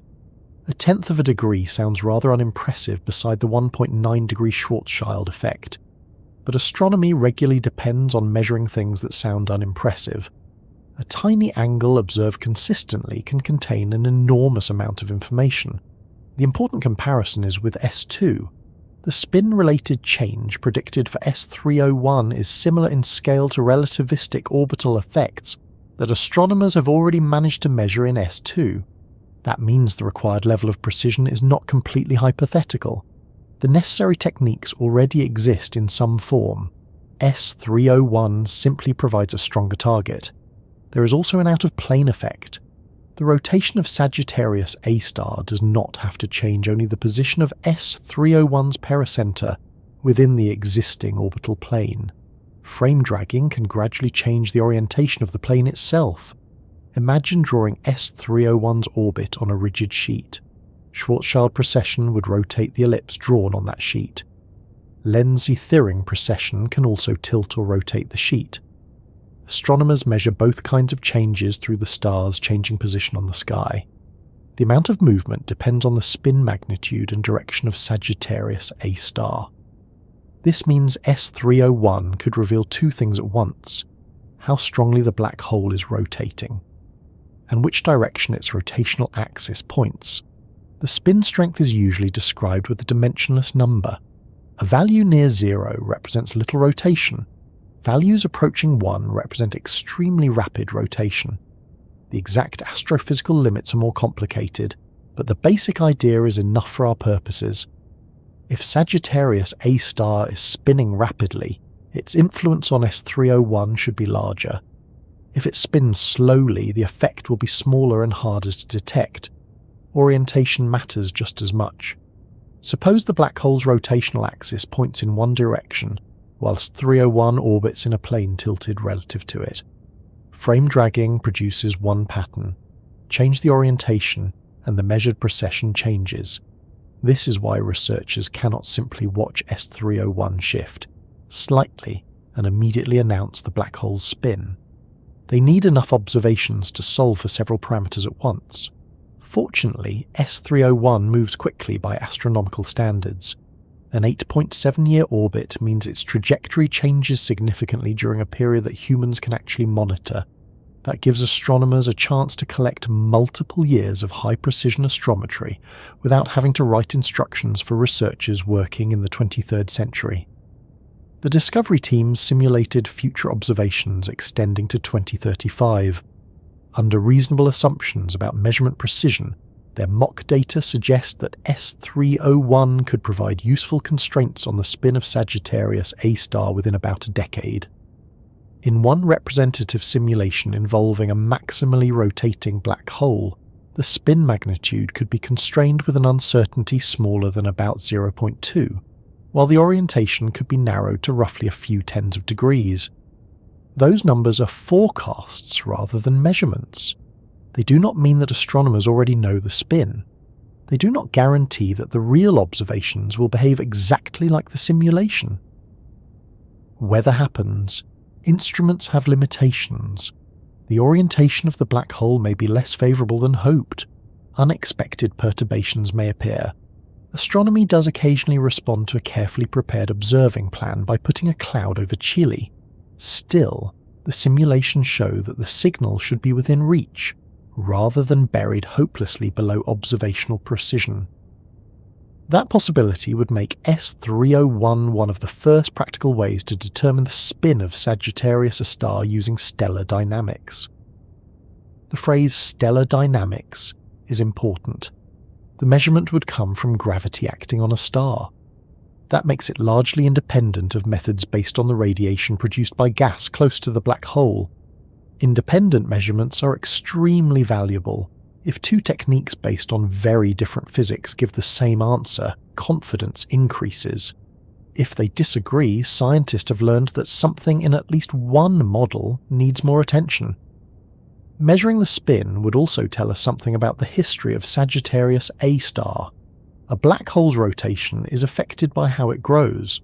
Matter falling into the black hole carries angular momentum. If material tends to arrive from a consistent direction, the black hole can be spun up. If matter arrives in many randomly oriented episodes, the result may be different. Mergers with other black holes can also alter spin. Sagittarius A star has existed through much of the history of the Milky Way. Its present rotation therefore contains information about processes that occurred long before S301 entered the orbit we see today. A faint star moving around the black hole in 2026 may eventually help astronomers investigate how this central black hole accumulated matter over billions of years. S301 can also tell us about the matter surrounding Sagittarius A star. The black hole dominates the gravitational field near pericenter, but it is not literally the only mass in the galactic center. There are many stars. There should be white dwarfs. Neutron stars are expected. Stellar mass black holes may be concentrated there as well. Some could be extremely difficult to detect directly. Astronomers often refer to this unseen population as dark or extended mass. It is dark in the sense that it contributes gravity without necessarily producing enough light to identify each object individually. S301's orbit can respond to that mass. This creates both a problem and an opportunity. The problem is that gravitational perturbations from unseen objects could interfere with the attempt to measure frame dragging. If S301's orbit changes slightly, researchers need to determine whether Sagittarius A star's spin caused the change, or whether another object simply passed close enough to disturb the star. The opportunity is that those disturbances themselves contain information. If observations reveal Newtonian perturbations that cannot be explained by visible stars, astronomers may be able to place limits on the amount and distribution of unseen mass near Sagittarius A star.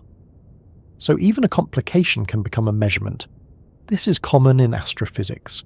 Something begins as unwanted noise. Researchers study it carefully. Eventually someone realizes the noise is another source of information. The different effects should also appear differently along S301's orbit. The influence of frame dragging becomes especially important near pericenter, where the star enters the deepest part of the black hole's gravitational field. Perturbations from surrounding stars and compact objects do not have exactly the same pattern. Some become more important farther out. By following the entire 8.7-year trajectory rather than looking only at one close passage, astronomers can begin separating those contributions. Other known S-stars help as well. Although their orbits are not as sensitive to black hole spin as S301's, they remain excellent probes of the total mass and distance of Sagittarius A star. They can also help constrain the gravitational influence of the surrounding stellar population. S301 therefore does not replace stars like S2, it joins them. The larger group provides the background model. S301 pushes the measurement deeper into relativistic territory. There is another possibility that reaches beyond spin. If observations continue for long enough and become sufficiently precise, S301 may eventually help test what physicists call the no-hair relation for black holes. The name is unusual. Physicists were apparently unwilling to let hairstylists have exclusive ownership of the word. The basic idea is that a black hole described by general relativity is remarkably simple from the outside. Once the material forming the black hole has collapsed, most of its detailed properties disappear from external view. For an astrophysical black hole, the important quantities are essentially mass and spin, with electric charge expected to be negligible. The distribution of the gravitational field around a rotating black hole is then related to those quantities in a very specific way. One measurable property is called the quadrupole moment. The word sounds more intimidating than the concept. A perfectly spherical gravitational field has one kind of symmetry. Rotation changes that geometry slightly. The quadrupole moment describes part of that departure from perfect spherical symmetry. For a Kerr black hole, general relativity predicts a precise relationship between mass, spin, and quadrupole moment. If astronomers could measure all three independently, they could test whether Sagittarius A star follows that prediction. This would be a much harder experiment than simply measuring spin. The quadrupole influence is weaker. It would require longer monitoring and extremely accurate astrometry and spectroscopy. The S301 discovery paper treats this as a longer-term possibility, not something expected from the next few observations. But the important point is that the orbit brings the experiment into view. Before S301, known stars did not pass close enough to Sagittarius A star to make these spin-related stellar tests practical on accessible timescales. Now there is at least one, and if one has been found, there may be others. That possibility could transform the way astronomers study the galactic centre. Imagine finding several faint stars with periods of only a few years and pericenters comparable to, or smaller than S301's. Each would trace a different orbit. Each would respond to Sagittarius A star's mass and spin. Each would experience different perturbations from surrounding objects. A collection of such stars would allow researchers to solve the gravitational environment much more accurately than a single object can. The situation would resemble having several test particles moving through the same invisible field from different directions. Instead of trying to reconstruct the field from one line, you would have several. Gravity, plus and the extremely large telescope are important for precisely this reason. Better sensitivity means astronomers can detect fainter stars. Better angular resolution means they can separate objects in the crowded central region more effectively. Better spectroscopy means they can measure radial velocities for targets that are currently too dim. S301 itself still lacks a good radial velocity measurement. That is one of the most important missing pieces. Astrometry tells us how the star moves across the sky. Spectroscopy would provide motion along our line of sight. Combine the two, and the ambiguity between the two currently allowed orbital orientations disappears. The same spectrum could confirm the star's classification and measure its rotation. So one future observation could improve several parts of the S301 story at once: its present orbit, its physical identity, its possible binary origin, and its usefulness as a probe of black hole spin. There is also the direct test of general relativity itself. The data collected so far are consistent with the first post-Newtonian predictions of Einstein's theory. The current S301 measurements are not yet more constraining than those obtained from S2, partly because the star has only recently been recognised and the orbital coverage is still limited. That situation should improve. Every additional year extends the observed arc. Every return toward pericenter makes the relativistic effects larger. A better radial velocity removes orbital uncertainty. Eventually S301 could tighten constraints on deviations from the standard relativistic description. This does not mean scientists expect Einstein to fail. General relativity has passed an enormous number of tests, but every successful theory has a range where it should be tested most aggressively. Black holes provide one of the strongest gravitational environments available. The solar system tests relativity in weak fields. Binary pulsars test it in systems containing compact stars. Gravitational wave detectors test the violent merger of black holes. The galactic center offers another kind of experiment. A star repeatedly follows a predictable path through the gravitational field of one supermassive black hole. The system changes slowly enough that astronomers can watch it, That combination is rare. S301 therefore gives us a bridge between ordinary orbital astronomy and strong gravity physics. Its behaviour is still recognisable as an orbit. We can talk about periods, eccentricity, pericenter, velocity and precession. At the same time, Newton's description is no longer enough for the level of precision astronomers want. Space-time curvature matters.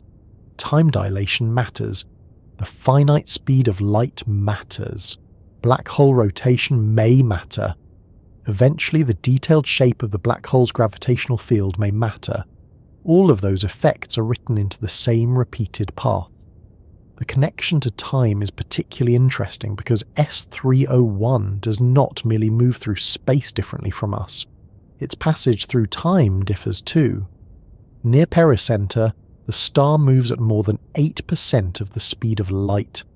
Special relativity tells us that motion affects elapsed time. At the same time, S301 is deep within the gravitational field of Sagittarius A star. General relativity tells us that gravity also affects elapsed time.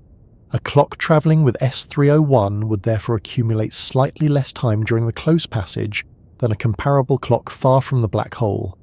Nothing unusual would happen locally. If someone could somehow stand beside the star with an indestructible laboratory, their clock would appear perfectly normal to them. Their heartbeat would feel normal. Their instruments would operate normally. They would not watch their own time slow down. The difference would appear only when comparing their clock with another clock following a different path through space-time. This is one of the ideas that makes relativity difficult to absorb at first. There is no single invisible universal clock ticking at exactly the same rate everywhere. The rate depends on the path taken through space-time. S301 follows an extreme path. That is why its light and orbit carry measurable relativistic signatures. The star also demonstrates how closely space and time are connected near a black hole. Sagittarius A star does not simply pull S301 sideways through an otherwise unchanged universe. Its mass and rotation determine the geometry through which the star moves. The orbit is therefore not only a response to gravity in the old Newtonian sense, it is a map of space-time around the black hole. A very incomplete map, certainly. One star provides only one trajectory, but it is a trajectory we can measure with remarkable precision, and the measurements will improve. The most useful years for S301 may still be ahead. Gravity can continue following its motion. Gravity plus should improve sensitivity. The extremely large telescope should make spectroscopy easier. Additional stars may be discovered. Future pericenter passages will provide new opportunities to compare predictions with observations. The simulations extending into the mid-2030s suggest that the influence of Sagittarius A star's spin could become detectable over that timescale if the geometry and measurement precision are favourable. If that succeeds, the star will have accomplished something rather unusual. S301 was probably born as an ordinary main sequence star. It may once have had a binary companion. A close encounter with Sagittarius A star may have separated the pair, ejecting one star and trapping S301. That accident of orbital history placed it on a path no astronomer could deliberately arrange. Now, the same orbit may allow us to determine how a supermassive black hole rotates. It may constrain invisible matter surrounding the galactic centre. It may provide stronger tests of relativistic precession. Over longer timescales, it might even contribute to test of whether Sagittarius A star has the multipole structure predicted for a Kerr black hole. None of this requires S301 to do anything new. It only has to keep orbiting. Astronomers will do the watching. The star will move outward, slow down, and eventually turn inward again. Sagittarius A star will accelerate it. Its trajectory will shift slightly. Light carrying information about that motion will cross roughly 26,000 light-years before reaching Earth. Several telescopes will collect a small fraction of those photons. Computers will turn them into positions and spectra. Researchers will compare those measurements with equations written down from general relativity. And somewhere inside the differences between one predicted position and another, the spin of a black hole may finally become visible. there is still more information hidden in that central region than S301 alone can provide. Its orbit has shown astronomers what becomes possible when a star passes this close to Sagittarius A star. The next question is whether S301 is a rare exception, or simply the first of a population that has remained below the limits of previous observations, because an even fainter star on an even tighter orbit could push the same experiment much closer to the black hole and make the effects of curved, rotating space-time harder to hide.